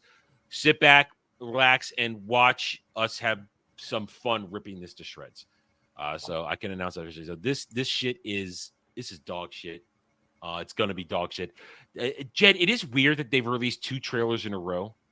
Mm-hmm. In 9 days, 9 days apart. That can't be an admission of failure whatsoever. Can't be an admission of failure that it's not on Disney Plus's YouTube channel anymore. And Jay Fraser points it out as well. In episode 6, Rogue is created by a showrunner. Oh, wow. That's a lot of... no, Disney's not involved in anything with this one. Disney has no Disney control. has no say. No say. It's not like the new companion's a Disney actress. Yeah. Oh, God, she did Last of Us as well? Oh, really? I hate Last of Us so much. This is going to be a glorious disaster. I love the one and only game. This is going to be a glorious disaster, and I cannot wait. I'm going to enjoy doing this out of spite. I think I am. It's going to be fun. And we hope you guys join us. I have left in me. Well, I'm sure you'll find a little spite. Find a little bit. A little bit. All right. Let's jump into our main, I don't say our main topic, but something that will take up the rest of the show. 2 kind of things combined in one. We are 3 days away. This Wednesday, the Disney Proxy fight is here. We have been referencing it for several months now, since last year when Nelson Peltz officially threw his hat into the ring to try and not get control of Disney, but have a say in what they're doing. And it's been an interesting ride. I am on the record saying I am not sure how this is going to play out. And even if Nelson Peltz does get a seat or 2 on here, there's no righting the ship. There's no way it's going to be fixed. And anything he can do, best he can do is kind of shine a light on everything, because he'll have access and no one can stop him then. But this has been a weird couple of weeks building up to it, where a couple of weeks ago, Disney put out a promotional trailer to try and get the remaining investors who haven't chosen a side to choose their side. Bob Iger has the vision to save Disney. And then there was the whole list of people, and we didn't talk about it at the time. Guys like George Lucas have thrown his support behind Bob Iger. I've saved my commentary for this at this point right now. People say, "How could you be angry? You guys love George. He's supporting Iger. What do you say to that?" Actual fans of Star Wars have had years of being pissed at George. I have a history of being pissed at George. Yeah, and that's the thing these people don't understand is they latch onto people, celebrities, and whatnot, and they become their idols, their gods who dictate everything about their lives. Yeah, we're mature adults who are like, I agree with a lot of this person says, have nuanced opinions on people. Yeah, so we have nuanced opinions about George Lucas and realize we're not going to agree with him all the time. Respect a lot of what he says about Star Wars, even currently, but his business decisions have never been completely sound. Even back in the original trilogy, he did some stuff that I don't agree with. Blinking Ewoks. Ewoks. Adding the no to Vader when he grabs Palps and throws him down the chute. I've told this story many times. That was at that moment in time. I said, I am not going to buy this shit because of that until George gets sane again. Now, little did I know that things were really going to get worse when I said that. And I even did Jedi mind tricks on people not to buy those Blu-rays. And it worked a couple of times. I have been critical of George Fierce, but it doesn't change the fact that I think he's one of the most creative individuals in modern pop culture history. That doesn't change the fact. As many I still love what he did, and I could still be angry at him for shit he's did. These are not mutually exclusive things. If I said that right, I always worry if I say that wrong. I always worry if I say that wrong, but you guys understand what I'm saying. You're saying it right, Adam. No. Like both things can be true. Yeah. You can be a fan of what the man created while at the same time being critical of the mistakes that he's made. 100%. Yeah. And in the end, I even think this whole when they trotted him out to say I support Bob Iger, I think it was more George's people than George. I think it's George is somewhere in a food court, just eating his Chinese. Just if you know, you know, or waiting to photobomb a random video on the street. I love that video. I love that shit. He's so out of things. He is completely removed from everything. I worry though if it is medically caused, that if he goes too far down a not Alzheimer's but something of that level dementia, they might make him into the new Stan Lee where they just possess his schedule and parade him around and tell him things to say and he doesn't know what's going on, and it's tragic. The last few years of Stan Lee's life were tragic with how Disney treated him. I don't know. I think George's always sort of been also a recluse. He doesn't do unless it's a premiere or promotion. I mean, the security on Skywalker Ranch is insane just to keep his reclusion. Yeah, George doesn't go out much, and when you get a release, it's either a weird video these days or an interview. So I don't really put a lot into that. It sounds more of a political move to make sure that by Bob Iger to make it sound like that George Lucas supports me and all these other ones to support him. Even I've heard that Michael Eisner is throwing support, and we know Eisner hates Iger because Eisner has watched Iger destroy everything he saved and rebuilt from the 90s into the early aughts. He just watched him rip it apart and piss it away. But then you get all kinds of stuff. At the same time, Nelson Peltz has been getting backing from more financial type sectors where they get one powerful investment company here, another powerful shareholder there, this and that. So I'm going to ask this question now. We'll go down the line. Do you guys think, do you think Nelson Peltz gets the seat or two that he's going after? I don't trust Disney to play fair. So I worry that there might be some behind-the-scenes shenanigans to stop it. If it were 100% fair fight, no shenanigans, I think Nelson Peltz would get what he's after. I do, because as much as these people can publicly say, what Disney's doing is wonderful, incredible, and we don't disagree with them in any way, shape, or form, it's brave and stunning, everyone has to realize that Disney is in a terrible position from how much money they've lost to the box office alone. Yeah. Then you include how their park tickets are down, the failure of the Galactic Star Cruiser. There's just so many failures that from a financial perspective, you can't deny it. So they might publicly say, great, diversity. Oh, we're going to do what we can to fix it, though. Yeah. Dre? That's a really good question, Adam, because I'll piggyback on Jet's sentiments. Would Disney play fair? No.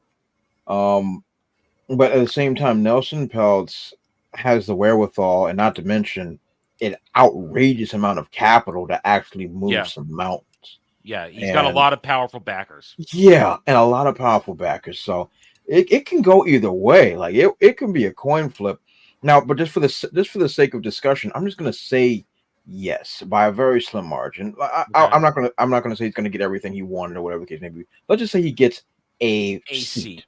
His seat, not the seat for the former CFO. No. I'll say he'll get a seat because he's got FU money, and all the people that are backing him are also people that like backing from Cisco and I think like Wendy's. Like there's so many billions of dollars that is like legit billions that are actually backing him, and so I'll say on that note that he'll probably get his seat, but with Jed's sentiments as well, Disney is not going to play fair. And I think the idea of dragging poor George Lucas out of his seclusion to come and make this statement, I back Bob. First of all, I think that okay, let me say this. I think that what he's saying, I think he believes it. I think he believes it because he is one of the major, I believe he is the largest private investor in Disney, if memory I've heard that. serves me correctly. I'm pretty sure. So backing by Bob Iger is literally a financial decision, because I know for sure if Nelson Peltz get in there, they're re-upping and redistributing those shares 110%. So I think from a financial standpoint, yes, I can see why George would say that. But at the same time, they've been friends since the 90s. So it can go either way. But simply put, I think Nelson Peltz will get his seat, but I don't think he's getting anything else. Mm-hmm. I can agree to that. But you got to remember also, you talk about backers, and even though he is not a physical fighter in this ring, we got to remember King Troll, Elon Musk, he is on Nelson Peltz's side. He may not have shares to vote in this, but over the next 72 hours, I guarantee King Troll is going to just start trolling this whole situation, just to stir it up, just to get eyes on it, so people are watching, and to make Bob Iger sweat, because Bob Iger is sweating on this. He's definitely sweating. Without question. Dragonly, do you have any thoughts on this? I think George Lucas is probably saying this in the way that Stan Lee was saying that he liked the race and the gender swapping that Marvel were doing to his characters. He's only most likely saying it because he's being told to say he didn't say that stuff. He just said some stupid stuff about how making magic is not for the amateurs and shit like that, and how Bob Iger. To be fair, he's got a point, really. He's got a point, really, I would argue. Yeah. Just depends on your experience and how good you are at that kind of thing. That's really about it. But but that's the thing. Bob Iger isn't good at it. Yeah, he isn't. He's useless. And he hires people that once upon a time might have been good at it, but aren't good at it anymore. And leading up to this, in the past week or so, once more, we didn't cover this directly, but it is part of the story. I was saving it till now. Nelson Peltz goes on the rant. Why are there so many women in the MCU? that made me laugh, that did. And it's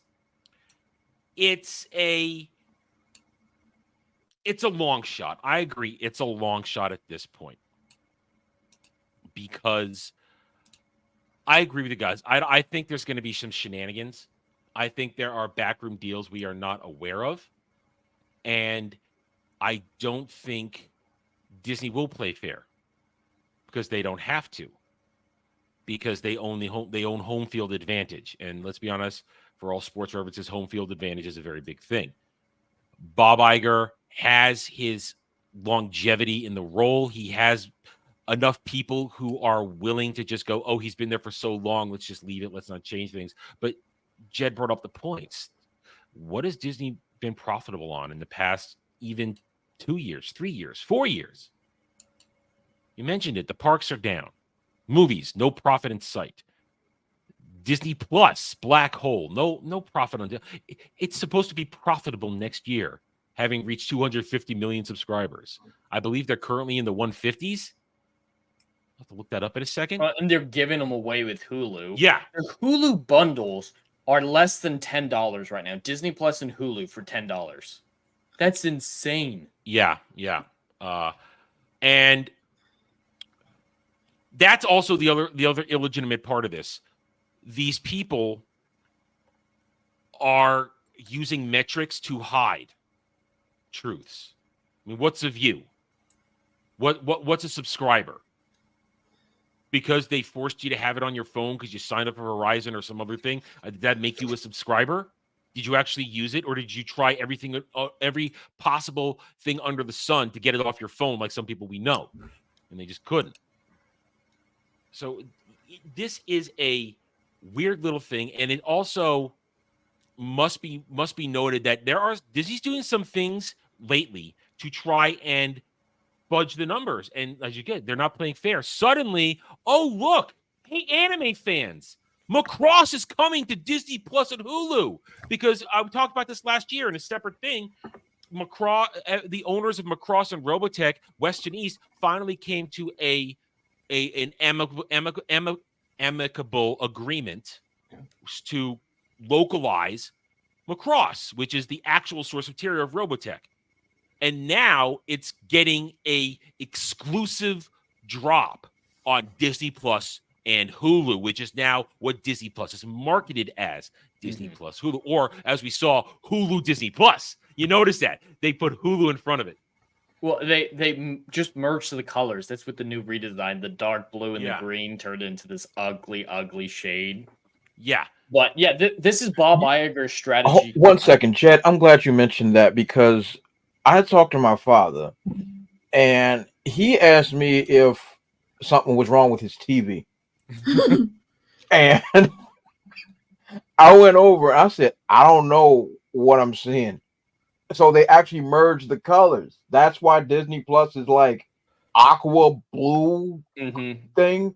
Oh, yeah, I noticed that the other day on my phone. I'm thinking, is it just my imagination that has the logo changed? I'm confused. Just get it over with and make merge the streaming services. We I'm all know telling you, that's I what was you're going confused. for. Yeah, it looks terrible.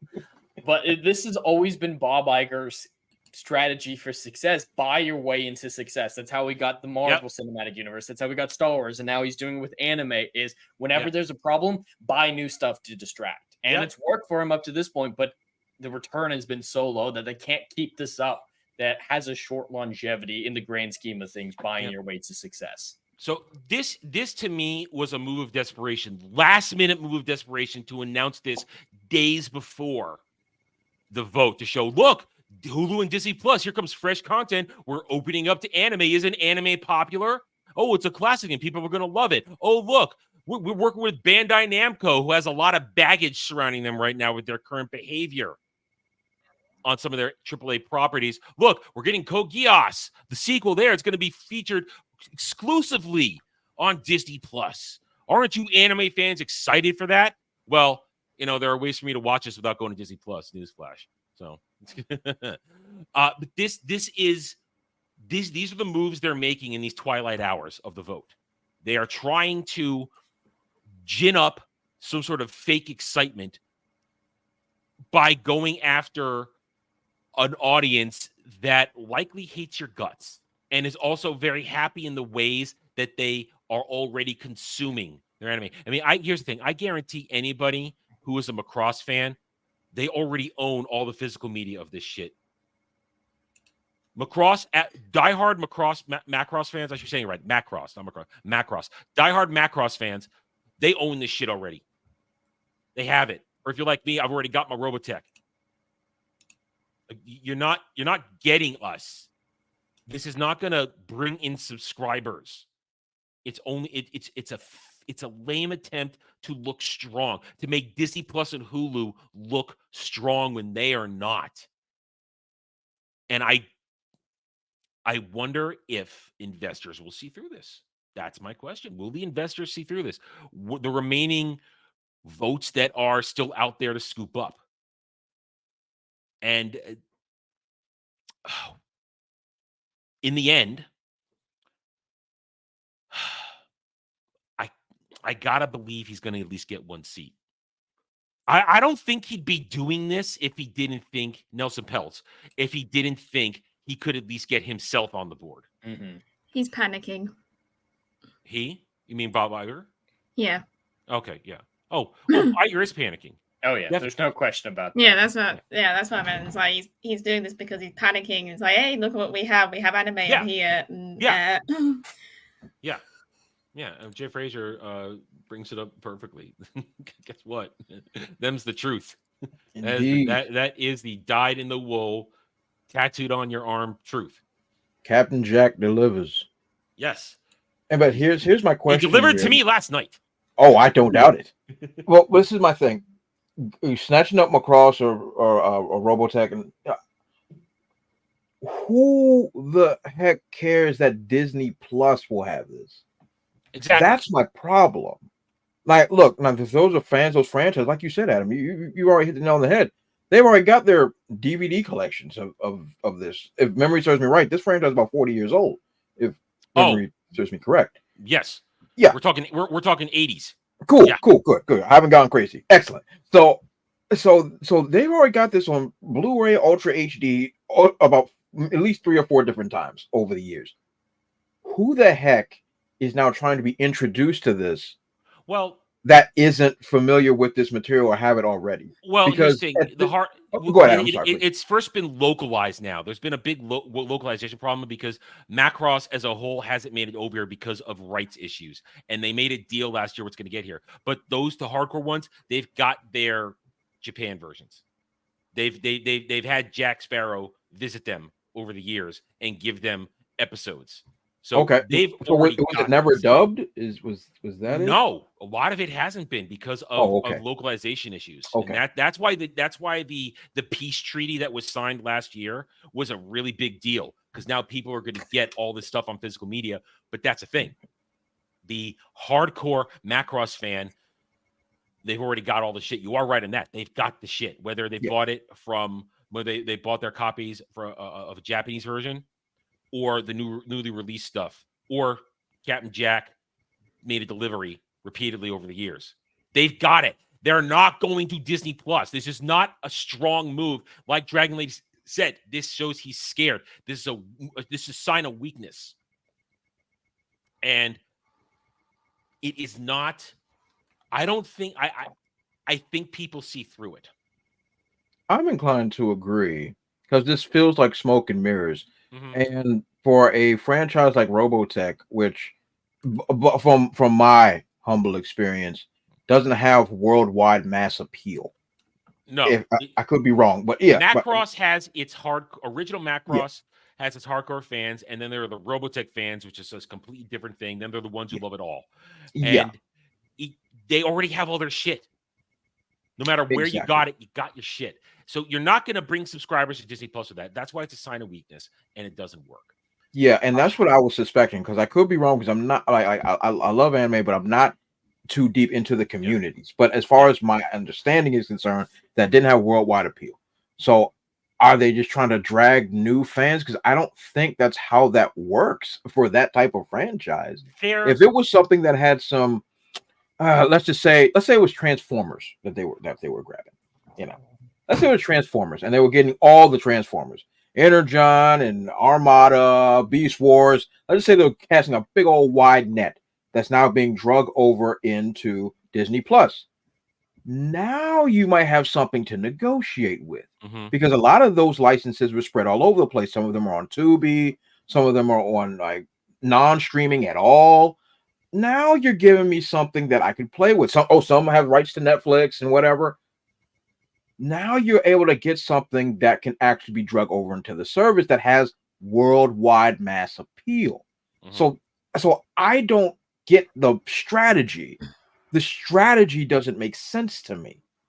Why get something that's extremely niche to try to drum up worldwide subscriptions? Because it's a classic name. It's a classic name in anime, and it's something that try to make you look like we're catering to real anime fans. We're the place to come for anime now.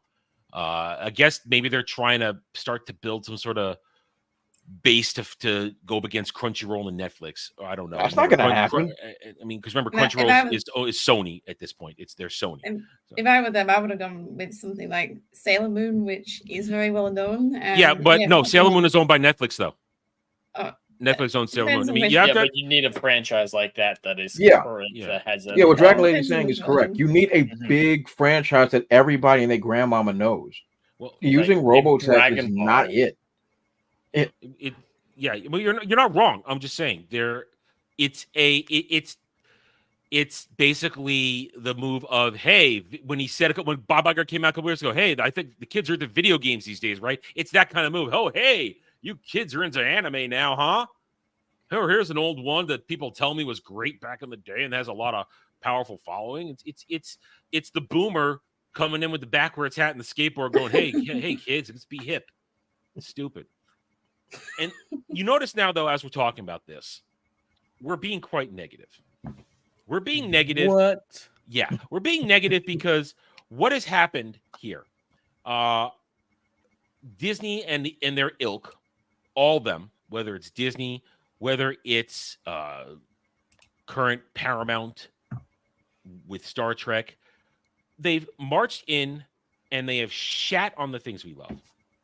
They have worked very hard to replace us, the true passionate fans, with people who are more malleable, who are more receptive, who like to plug into the hive mind and be told what to say and know you're going to get this response.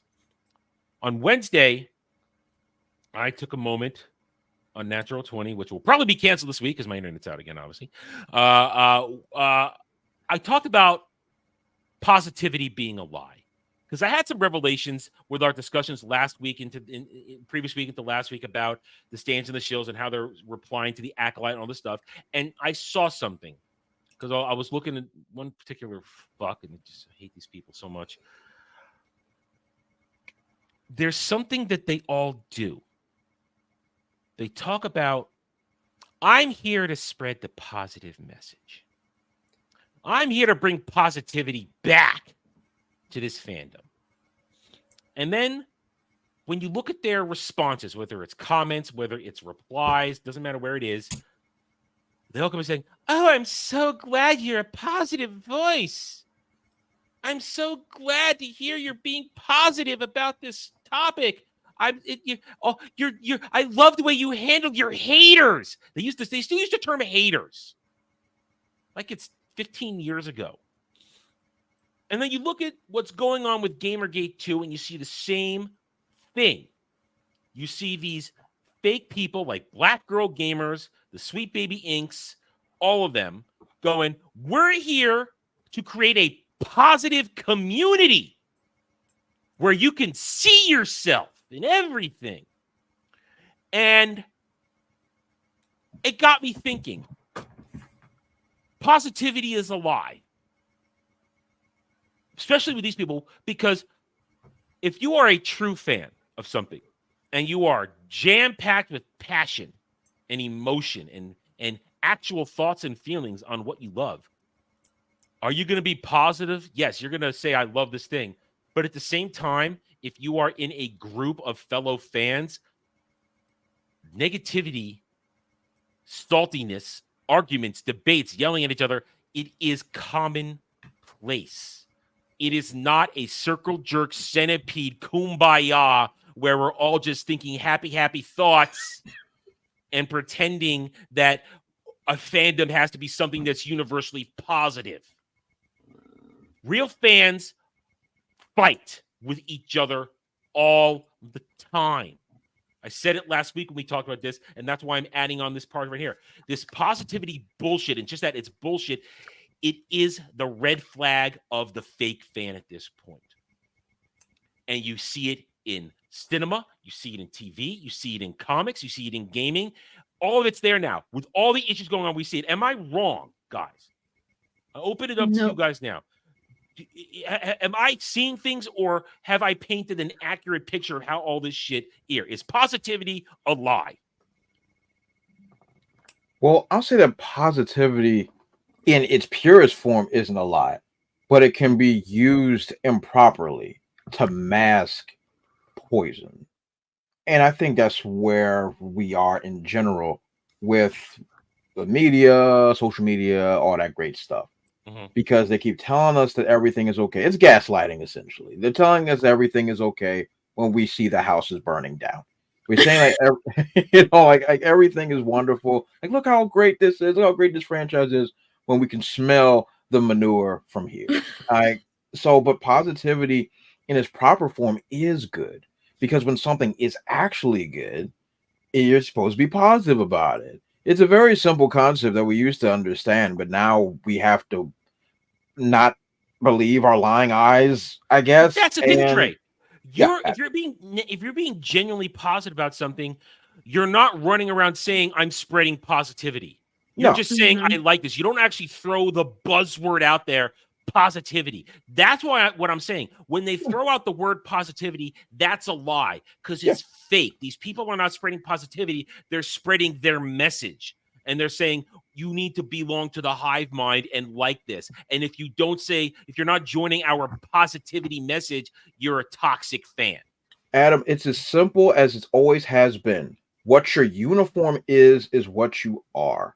If I see someone wearing a firefighter's outfit, I don't need him to run up to me and say, "Where's the fire?" I know what you're here to do. If I see somebody in a cop uniform, he's not going to say, "All right, I'm here to spread law and order." Hey, spreading democracy is a good thing right now. I don't need for you to say it to me. I look at you and I know what you're here to do. Someone that has to come and tell me, this is what I've come to do. That means that visually, that's not what I'm seeing. That means you're trying to play me for a fool. You're not going to sit there and say, I'm going to look like someone is coming to bring chaos and then say, I'm going to bring positivity. I know you're lying to me. It's simple. You are what you are. The idea that you have to come and tell me that you're spreading positivity, you already know that the notion of who you are as a person is negative. You're trying to convince yourself, not me. Well, they try to tell us that our passion is our negativity. And that's insane because, as we've said several times, and as you just uttered a minute ago, fans fight with each other. It's what we do. Nerd debates, as the term we like to use here. We're going to talk about, this is my favorite X, Y, whatever the case may be. You suck. I hate your mama. Blah, blah, blah, blah. We're going to go through all that stuff because we're passionate about what we're talking about.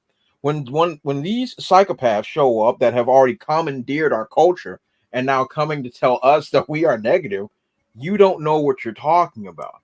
Like if I go on America's Next Top Model and then tell everybody to not wear whatever they're wearing and everybody just being cosplay, I'm going to be thrown out the freaking door. Because I don't know what I'm talking about. I've now entered a world that is not my own, and now I'm trying to tell them, you guys are wrong. Y'all should be like, you should be as Katana, and you should be as Melina. Like that's not going to go well if I go into that world and make those type of demands and then say, if y'all don't like the ideas that I just came up with, that means you're bad people. I'm spreading positivity by telling y'all to be in cosplay. It's insanity. These people are not well. So yes, positivity in of itself from these people is vile poison because they're trying to convince us or gaslight us that they're the good guys when we know they're not. And that's the thing. I mean, Jed, you've got a very decorative background where you show off all your cool shit. Mine is limited because I don't have a lot of space. I don't have a lot of shit anymore. I've had the generation of years. But your stuff behind you is there because you styled the room. But you don't constantly carry it around with you and take pictures with it in front of you or next to your face, do you? I've never once done that. It's not even a fact of me doing constantly. I've never once done anything like that. Yeah. But these people are always constantly saying, look what I got. Look what I just bought. Look where I'm putting it on my wall so you can see I'm a fan. Look at my bookshelf. Look at this. Look at that. It's spreading the fake positivity of a fake fan. Because, yes, they bought stuff, but it's as though they're trying so hard to show off. I'm a fan of something. I never feel the fact that a real fan has to do that. Well, tying in that to what Dre was saying earlier, it comes back to the Game of Thrones quote from Tyrion. If a king has to say he is the king, he is no king. And that ties into all of this of being a fan of this franchise, being a positive influencer and whatnot. If you have to come out and say that's what you are, it's probably not true. The whole projection aspect of things. And they've got to realize that on some level that it's a lie. Otherwise, they wouldn't need to do it. And it's so with all these ones that are coming out and saying, like you're saying, with the fans saying, look what I have. I'm such a big fan. What they choose to show off is so easily disproven I mean, like one of the Witcher writers says, I'm a big fan. I've had these books forever. These are my copies. And they're clearly brand new. You're not going to believe that person. Like, they're so bad. Their arguments, their lies are so easy to deconstruct that it's laughable. Because a real fan, my favorite book growing up was Ender's Game. I have it on the shelf behind me, my childhood copy. It is tattered. It is ripped. It is in awful condition. The resale value isn't 5 cents. Yeah. That's how you know. Like, I got it really nice when I was a kid. I got it brand new, really nice. And there's going to be wear on things that you love. Unless it's, of course, a collectible. That's different. Or even though you love it like me, you guys, I can't do it right now because of the whole... well, I'll turn it on for a second. I'll go on camera for a second and probably freeze. I mean, you see all my books there. My books are in good condition because I just take care of them. And when I read them, you can tell they're not brand new is what I mean, though. Yeah, I mean, some of them are because I had to replace shit. But my hardcovers, I take pristine care of my hardcovers. And when I would reread my paperbacks a couple times, because I've only reread everything a couple times because my crazy memory, I remember everything. And I'm going to go off camera because I'm afraid I'm going to freeze. Yep, there it was. Dude, just in time. Damn. They aren't creased out like crazy, but there is some. And also, I try to remember the page I'm on. I don't dog ear things. I used to do it in the past. Sometimes you break open an old book, you can see where I dog eared it and this and that. But there's a genuine thing of you see it's all there. It's not as though I went out and got it just for that, or some people showing off, look what I got now. And to your point, sometimes it's obviously not new, but if you just went and found it in a used bookstore just now, that's the same thing. You just went and got it now. Or you're saying, I just ordered this because I used to love it back in the day. But so they're so disingenuous all the time, I just don't believe them. I don't believe they have any sort of true passion. Because when you watch them on Twitter, how they behave, even if they have the blue check mark, which gives them more space to write, they still say nothing in their responses, all word salad. And then when they decide to try and be a YouTuber, to try and actually put some subs to what they say, if you guys haven't seen it, go check out one of the latest Mahler EFAP highlights. I recommend it. A particular little piece of shit. They say nothing in videos either.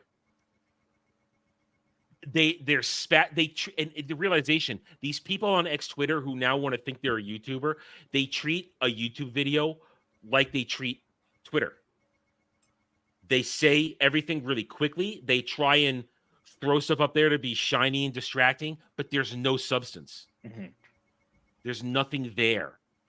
And they don't explain anything. They don't actually have a real opinion. They just say something's awesome. I'm looking forward to it. Aren't you hyped? Buzzword, next thing. Here's a graphic. Here's bad editing on my video. Well, that's the clearest example that they know this endless positivity narrative is a lie, because if it were actual positive, it was actual good stuff, you could have legitimate things to say about it. Whereas because they have to lie about it, they have no substance. That's the clearest evidence that endless positivity is going to be a lie in nearly every single situation. Because a fan who, whatever your perfect movie, whatever you think is the perfect movie, your favorite movie, you're going to be able to talk about it. You're going to be able to have thoughts and opinions on it, positively and negatively. But if all you say, oh my God, it was amazing. All right, tell me anything about the movie. Well, it was great. Yeah, I'm not going to believe you. I'm going to believe that it was a lie, that you might be paid off. I'm going to believe that you don't believe what you're peddling. Listen, I love the original cut of Return of the Jedi, but I also like special edition. But I would say, as cringe as it is, I love my Yub Nub. Yub Nub, eat your Yub Nub. God damn, I miss that every day. Now, of course, I have an original. I have a theatrical cut. I can watch it if I want to. But I could say Yub Nub is cringe as fuck, but I love it. I love it. And the real fans can separate objectivity versus subjectivity, at least to a certain extent. Yeah. I can complain about, I love Star Wars A New Hope, but I always will criticize the escape from the Death Star when the Millennium Falcon is just sitting there in space while the TIE fighters fly around it. It doesn't make any sense, especially when you go to the next movies and the Falcon is dynamic and flying through space while engaging. That scene doesn't age well. I can say that as much as I love Star Wars. I could be critical, but you get a Last Jedi fan who will find no problem with the throne room fight scene. They think it's the greatest thing ever, and they will never, ever have a response to, why did the dagger disappear? It went into no, I've actually heard that. It went into a force pocket dimension, just like the lightsaber in Rise of Skywalker. But they hadn't come up with that retcon yet. And but they hadn't come up with that retcon yet. Adam, I literally just had to think about what you were talking about. I have pushed those movies out of my brain. I'm like, what the heck is he talking? Oh, the Red Room. Like oh, Red Room. That movie. No, dude, I hope you're okay, Algrim. I hope you're all right. I've been in that. I've been in that situation. And well, hey, I'm glad you're here. It's all right. We're near the end of the show, but that's just fine. I'm glad you're safe. That's all that matters. And yes, Jay Frazier, I do remember. I was a fake fan. Let's forget the fact that all my copies from the late 90s, early 2000s, the paperbacks, they've all fallen apart because they were read. It's so funny when these people call us fake fans because we're not being implicitly positive. Yeah, that's the thing. And all you have to do is ask them simple questions, not even like going autistic into the lore of these franchises. You don't even need to do that. You need to just do what you did with what's her bucket, Too Ugly to Be Assaulted, Leslie Headland. You just need to ask her what her favorite Star Wars movie is, and you get answers like that. That's not even like a deep lore question. That's not asking. No. I don't know. What do you think of the Yuuzhan Vong's morality? That's not something. That's a good question. I'd be fascinated by that. But it's not like you're quizzing someone who says they're a diehard movie fan. That's not like that. It's just you just said that, and I'm already devising my answer. It is easy to tell who's a real fan. Where the morality of Yuuzhan Vong, you have to then understand their honor system. All you got to do is take the moment where Ganna Ryo. Adam, turn off your nerd brain. Jed was just making a point. But that's a great example of that. That's all I'm going to say. None shall pass. None shall pass. I just do a throwaway comment about something I made up on the spot that's like, oh, that's too deep lore to ask an average fan. And a real fan is like, oh, that's actually really interesting. How does that work? And he actually comes up with an answer. None of these fake fans who are calling you an actual fake fan. And I'm still going around in my head. I'm still thinking about it. Ask Jacob, whatever his name is, if what he thinks of the Yuuzhan Vong morality. His dead-eyed stare would be incredible. He'll go, Ahsoka's awesome. I love The Last Jedi. So I can respect someone who's like, yeah, I'm a fan, but not really knowing much. It's a casual fan. If you don't know anything, that's totally fine. I respect that. But the people who are like, you're a fake fan because you're not always positive, but then can't answer a simple question like, what's your favorite Star Wars movie, is laughable. They don't answer it. I think Rise of Skywalker's greatest ever. It's like, get out the door, just walk. But what you just said is, you just brought a very good point. But the average folks, they're just like, hey, I just enjoyed it. I don't know a whole lot. Different situation. Those are the silent majority. Mm-hmm. That's the thing. The people that really are just there to just have a good time aren't the ones hooping and hollering on Twitter. It's always the nonsensical psychopaths that know less than nothing are the ones that's always accusing people of terrible things. Like, oh, you're not a fan because you didn't celebrate it. I'm like, listen, bruh, stop. Like I've had folks come after me for my take on the first 2 episodes of X-Men 97, and which were very positive. Yeah, but they wanted to come. Week? Yeah, but I gotta watch that again. I dread it every week because I'm like, is this the week they hurt me? Is this when they touch my hole? Is this the week? But like my review was very positive the first 2 weeks, but they like, this one dude was super critical of the idea of Rogue and Magneto, even after I've already made references to it and how that it is canon in certain stories in Age of Apocalypse. He wanted to come down on me. I'm like you folks are out of control. Well, it's the thing. They don't remember, and Jack can attest to this. a fine line in making sure your objectivity and your subjectivity are in balance. Exactly. And that's part of reviewing, being able to be objective. But if something is objectively bad, then I have no problem letting my subjectivity run rampant. I just got some dude tried to dunk on me for my last live action Avatar review. Buddy, don't have to be so angry. I bet you guys can. It's only a show. My response was, first of all, I'm not your pal. Hey, buddy, I'm not your pal, buddy. And then I'm not your buddy, guy. Yeah, I'm not your buddy, guy. I'm not your pal, buddy. I'm not your buddy, friend. I used to do a game with a friend like that. We see who could keep it up without repeating themselves. But I launched that, and then I said, and obviously you don't get it. It's called passion. But I showed your mom enough passion last night when I. Nice. You come after me like that, I'm going to respond like that. You walk into my comment. You think I'm going to stand there if I see it in relatively normal amount of time? I'm not going to. I'm going to respond with this, and but the thing is, back to what I said earlier, they don't understand passion. And is the passion the subjective part? Yes, but as you said, I can give an objective review. You're in 2 months' time, 2.5 months' time, when I'm going to do House of the Dragon season 2, that's going to be purely objective. Because I have no subjective feelings about Game of Thrones of House of the Dragon. I don't like George R.R. Martin, but I have no feelings of Game of Thrones because when I read it, I was bored. When I watched it, I was bored, and I just walked away. Agreed. So that will be an objective lesson. But when you watch Dermy and I rip apart Doctor Who, that's going to be purely subjective. We're here to be salty, and we're here to be. You guys are just having fun with that. Yeah. When I do Acolyte, that'll be the mix of objective and subjective. I can be objective if they do something right, which they won't. It's Disney Plus. They've proven they can. A great example of at least most of us being very balanced when it comes to that in Doctor Who is the 60th anniversary episode 2. The people I watched it with, it varied from that was an okay episode to an almost good episode. Some people were very mid on it, but that episode, I was mid. I was completely mid the first and third episode were like, this is some of the worst television we've ever seen. Please pluck out my eyeballs. But the middle episode, we're like, you know what? I didn't hate it. I didn't waste 40 minutes of my life. That was actually kind of interesting. That was not bad. And we can make that distinction.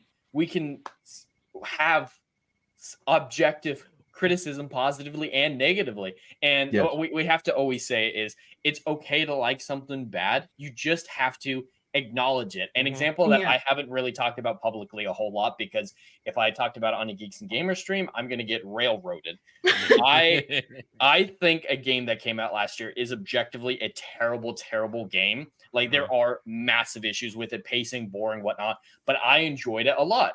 Kind of at a 6. Yes, range. I know exactly what you're talking about. I enjoyed it more than anybody else I've talked to about it. Yeah. Starfield. I recognize Starfield is not good, but I enjoyed a lot of Starfield. And I can make that distinction. Is my subjectivity taking over. There were aspects of the story I liked, especially Sam Cole, I believe his name was, with his daughter. Cole, that relationship I thought had some really positive, sweet, heartfelt moments. And then some of the combat I enjoyed, the shipbuilding. I've never been one to get, obsessive about customizing and designing stuff. I designed my ship to hell and back. I've never been one to do that. That was the fun part of Starfield for me. Yeah. There were the woke elements, though. There were the boring elements. But Jed, because everybody else hated it, it didn't change anything for you. No. And it didn't change how you reacted to them. No. Now, that's what it's supposed to be. And would it spawn a possible good debate? Yes, because then it would be a nerd debate. Perfect example. I've seen a Beardo with Spider-Man. I don't want to be the next one in that. Perfect example. On Ballbusters, we had Brandon, the anime guy, who's been on this channel for Anime Odyssey, and he'll be a guest again in the future. He was showing off what he liked from last season of anime, and a particular show that he, in passing, as he was going through, said this was crap. I'm actually watching it right now. I'm finding it rather entertaining. I'm finding it okay, as opposed to another show that everybody's fawning over, Fear in the Journey Beyond. It's not bad, but the amount of cocksucking that is going on with that show and the level of hype and praise it got leading up to my watching it, in my opinion, it didn't live up. It's an okay show, and it still has the rest of its story to tell. So it may end up reaching the heights of people are saying, "Oh, it's better than Full Metal Alchemist Brotherhood." Why don't we let the show finish and then you make that claim? Because as of right now, I could pick this show apart with a lot of its problems. While it's a decent show and it does a lot of things right, but the arguments that some people are throwing at me in terms of where I've seen thrown out there of why it's so good, I can say, well, a lot of other shows do this too. And I feel as though some of you are just going along because it's you don't want to dissent from the flow. Now anime discussion, anime fans, it's a different thing than some of the things put up. Anime fans can range from free-flowing idiots like myself and Dermy who will have ranging opinions and will have stupid, weak discussions. You can go from an anime normie, but then you've got what I always call the anime elitist, who will have very snobbish attitudes about things. And if you don't respond to something the way they do, then you are a plebeian to them. You're a peon. You're not of their level of sophistication. And it's very difficult sometimes to navigate an anime discussion depending on who's involved. But all the same, you still get weeb out moments. And I will welcome, as the time goes on, a discussion about Frieren, because I have a lot to say. I just finished it last night, the first 28 episodes. There'll be a season 2 because it was a massive success. So they will adapt whatever's currently going on. It's still being written. But that's what fans do. We have differing opinions. There doesn't have to be positivity, universal positivity about something. Just ask fans of Sword Art Online when it comes to anime again. That is either universally loved or universally hated. There's no in between. And I saw, and I'm saying that because I saw a comment of somebody on the X Twitters going, "I just watched Sword Art Online, and all I've ever heard of how bad it was." And then I saw somebody, "Yeah, the internet is so mean. Until I came on the internet, I didn't know anybody hated the Halo TV show." Mm-hmm. Listen, Halo is hot garbage trash that is a bastardization of a franchise, at least for the first 3 games. I understand it with a good story because I only played first game and part of the second game. But if you have to complain about people hating something you love, then get off the internet. Get out of fandoms. Yeah. Because go ahead. There's a lot of stuff I like that a lot of people don't like, and I most likely wouldn't be using the internet if I couldn't handle people not liking it. I can accept their opinions and say, yeah, it's good, but at the same time, not absolutely stellar. Yeah. And but when they do these things about the positivity thing, to bring it back and to wind this up, when you preach the positivity and then scream that because you don't like their positive message that you are the negative one, when in fact we're just disagreeing with you, and then only counterpunching when you and at it, because I guarantee a lot of these people who are preaching about we want our positive community, you will find anti-fellowship posts or anti-fellowship videos. These people not even just anti-fellowship, what came before. These people are like, why can't you just be positive about current Disney Star Wars? Yeah. Have criticisms of the original trilogy, just like that Screen Rant article about Lord of the Rings. Well, it wasn't diverse enough. Oh, it wasn't good enough. Oh, it aged badly. Whatever. And if we were to tell them, why can't you just be positive using the same message? Bigot! They would lose their mind. Bigot. A perfect example. Last week, there was a particular post that went around showing a screen cap of Luke Skywalker from the original trilogy from each movie and said, "This is the Chad Luke Skywalker we grew up with." Within a day, the sequel defenders were out there posting, "This is the Chad Luke Skywalker," putting up Jake. He grew up. He did this. You show your cards that easily. That clearly hypocritical. Yet that you can't handle. In the post originally, it said nothing about Disney Star Wars. Mm-hmm. It said nothing. It just said original Luke Skywalker is a badass and great. But then here they come. They have to tear down Luke Skywalker and say why Jake is so much better. And there are limitless examples of all of that across the board when it comes to the Disney stands, the MCU stands, the Doctor Who stands, the and I'll throw it in your convention earlier, the new Trek fans, the disco fans. They are the I'll say STD fans. They universally have to put down what came before to prop it up. And to bring back what you said, the Tyrion quote, where he said, every time, if you have to constantly say you're the king, you're the alpha, you're the man on top, then you're not. If they have to constantly remind everybody that Disney is the canon, Disney Star Wars is the canon, then guess what? It's not the canon. If you have to constantly remind everybody that you have to respect this as the way it is now, well, guess what? You don't have a leg to stand on. You've got no foundation. You've got nothing keeping you afloat. You are sinking, just like Disney is burning down around you. There's nothing to grab onto. And I am not going to be intimidated. Nobody's going to be intimidated. All you got to do is look at the whole Gamergate 2 situation. Nobody has been intimidated by these people. Black Girl Gaming is suing that Park Place. Nobody's intimidated because it's a boundless accusation. It's got no grounds. Because then, as it's been reported over and over again this week, they complain about you can't denigrate us you can't show our stuff, but then they're also promoting their stuff when they show their own crap. I think that's how it went. I didn't cover it directly, so I'm not. Oh yeah, it's hate speech just to that's it. Quote tweet tweet that you put out. Yeah. You show what you say, and we're the ones making up fake narratives around you. Exactly. This is why we are in the end stages of this particular part of the war. So. Because they are flailing wildly. They are making these accusations. They're resorting to the live positivity all the time. They're going deeper and deeper into that. It's sort of the Gamergate 2 stuff. They are now whiffing every time because we use their own words against them. We show it. We expose the grift, the victimhood ideology grift. We expose it every time, and they lose their shit about it. Because when you expose it and you show it to the normies, then the grift is over. And when these gaming companies see that if you partner with one of these DEI pieces of shit, your game is going to tank because there is a mechanism out there, a tool out there that can ID you if you're working with them. And using Gamergate 2 as the example once more, gamers vote with their money immediately. It's over. It's done.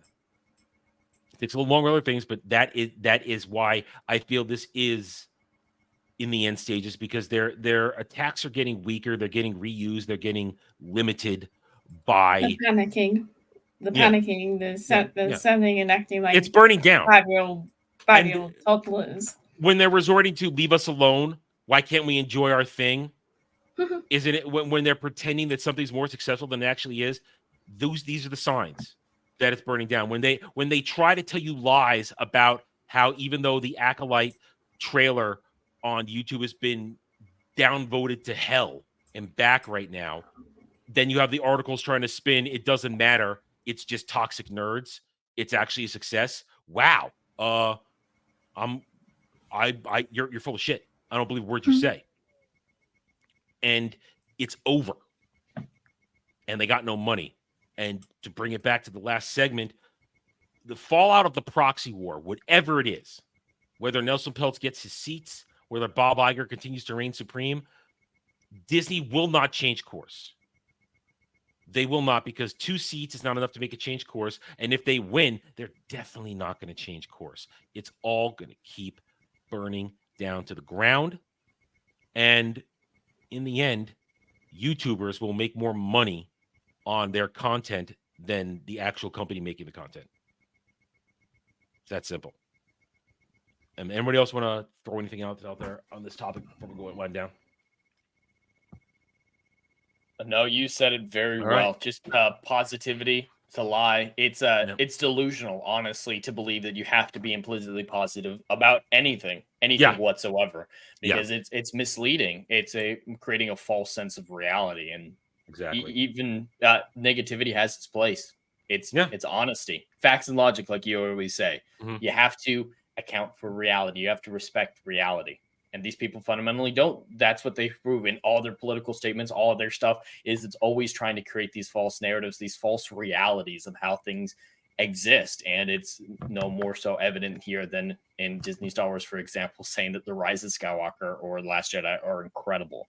Mm-hmm. It's very clear there. The numbers prove different. The disengagement proves different. Mm-hmm. And They are not aging well. They are not more beloved than they were for years ago. They will be, when it all collapses in the next coming years, they will be forgotten and dismissed, just like Disney Star Wars. All right, with that said, let's end the show. Let's go around the horn, say our shit, and be on our way. Jed, what's going on this week? Well, you can find me Hollywood Scholar on YouTube and Kick. I'll be trying to put out videos more regularly now that my book is finished, and I'll be streaming. I've been streaming several times. Helldivers with Fear the Beardo and Joe Rossi. We're having so much fun. They stayed up till like 6 a.m. last night. I only stayed up till about 3, so I did a little bit better than them, but not much. Not much. But still book stuff coming out. Some exciting news on that coming out very soon. And just wanted to shout out, some of you may notice in my background, I have a new piece. This Master Sword behind me is a new addition to my background, and that's the benefit of having a cosplay girlfriend. She made that for me. It looks incredible. There's a full video of how she made it on Adeline Crafting on YouTube if you guys want to check that out. But yeah, that's going to be a new permanent picture in my background. Yeah, that doesn't scream passion at all. Yeah, no. Not fat. That cosplayers do it better than the actual production companies these days. No. Rachel, it looks awesome, and one day I hope to have my own replica of the Master Sword someplace. When I have more room, I'm going to have all the swords from the games and shows that I like, because I am a sword freak. Anyway, all right, Dre, what's up this week? So we got a full week of goodies this week on the Brutal Planet Comics YouTube channel. All right, so tomorrow I'm releasing a new interview with another great creator who's releasing a brand new book on April Fool's Day, which I think is hilarious. So that's gonna be really, really good. Wednesday, of course, another review of X-Men 97, and Jay Frazier had asked if the show was any good. I am enjoying it thus far. I cannot say that I'm going to recommend it yet until it's all said and done, because God knows what's coming up. So I'm hoping that I'm going to be treated to another good episode on episode 4. I'm hoping, but good Lord, I pray. Are there warning signs? Are there any warning signs yet? There are a few seedlings in episode 3 that show that we might be going into a dark direction, but I'm hoping that those were just one-offs and that we do not pivot the focus of the show. That's what I'm hoping for. So there's been no X-Men orgy so far? Not yet. Okay. Not yet, but there was some alluding to some more foolishness, but I'm holding out hope that we don't flip the full-on degeneracy switch. That's all I'm hoping for. That's all I can't hope for. I guess so. Whatever. Right. I feel the dark side. I feel. Yep. Jay Frazier just hit it. Just hit it. What? No. Yeah. Oh God. Yeah. It just hit it right on the head. It was weird. Now, granted, it was supposed to be like House of Horrors thing, but it was weird. And I was just like, it's a kid show, isn't it? There shouldn't be any shower scenes. So it was like, shape or form. Listen, I prayed for rogue shower scenes back in the day, but I didn't get it. Yeah, it was very weird. Like it didn't show anything. It was just like alluding to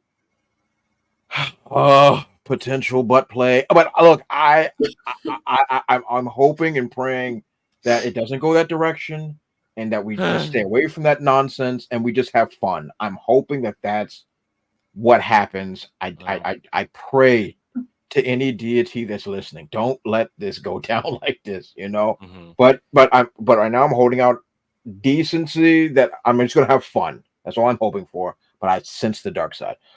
And of course, Friday, whatever's popping off in the streets, we'll be having some conversations there in regards to what's going on in media at 12 p.m. Eastern Standard Time. To check out all my videos at the Brutal Planet Comics YouTube channel. So if you're new to the channel, new to me, follow me on that and on Twitter at TheBrute00. So I think that's about it this week, which is enough. But good Lord, yeah.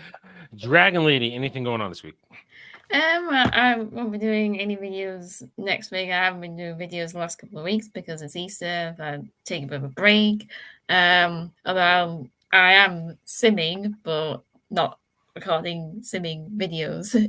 If you get if you understand that. I sort of do. Yeah. All right. Well, that's great. As for myself, I was planning on streaming some Final Fantasy Rebirth after the show before I'm over on Get Ranked tonight to talk 80s wrestlers, golden age baby facers. It should be a good one. But as you all know, as we started the show, my internet decided to give me the middle finger again, upload wise. So that's not happening. I'll have to do a recorded edition because I need to finish up Rebirth because I need to turn my attention to other games now. And I'm 80% done, so I'm almost there. Over 122 hours played. I've gotten my money's worth. I've enjoyed myself. It's time to bring it to an end. So expect an upload on the Renaissance Nerd Arcade, my gaming channel. Please go subscribe, guys. Let's get that thing moving. Other than that, let's see. As I said, I'll be over on Devil's channel, Bielsa Hub, later tonight, 7 p.m. Eastern. And then apparently tonight, I will be over on Horny Al's channel as we finish up our first playthrough of State of Decay 2. Tomorrow means it's Monday, which is 9 p.m. Eastern, Mellow Mondays. I have no plan. We'll see what happens. I'm sure something will happen, nerdy-wise. We'll do our best. Unless my internet fixes itself, no natural 20. If there's no natural 20, expect, I don't know. I'm sick and tired of this internet bullshit that I have to go through here. It screws with my streaming schedule, and I apologize to you guys for that.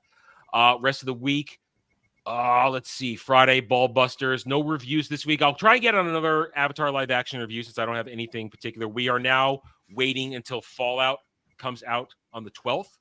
But on Saturday Night Driving this week, I'll go on camera for just 1 second. We are watching Fifth Element. Lilu Dallas Multipass.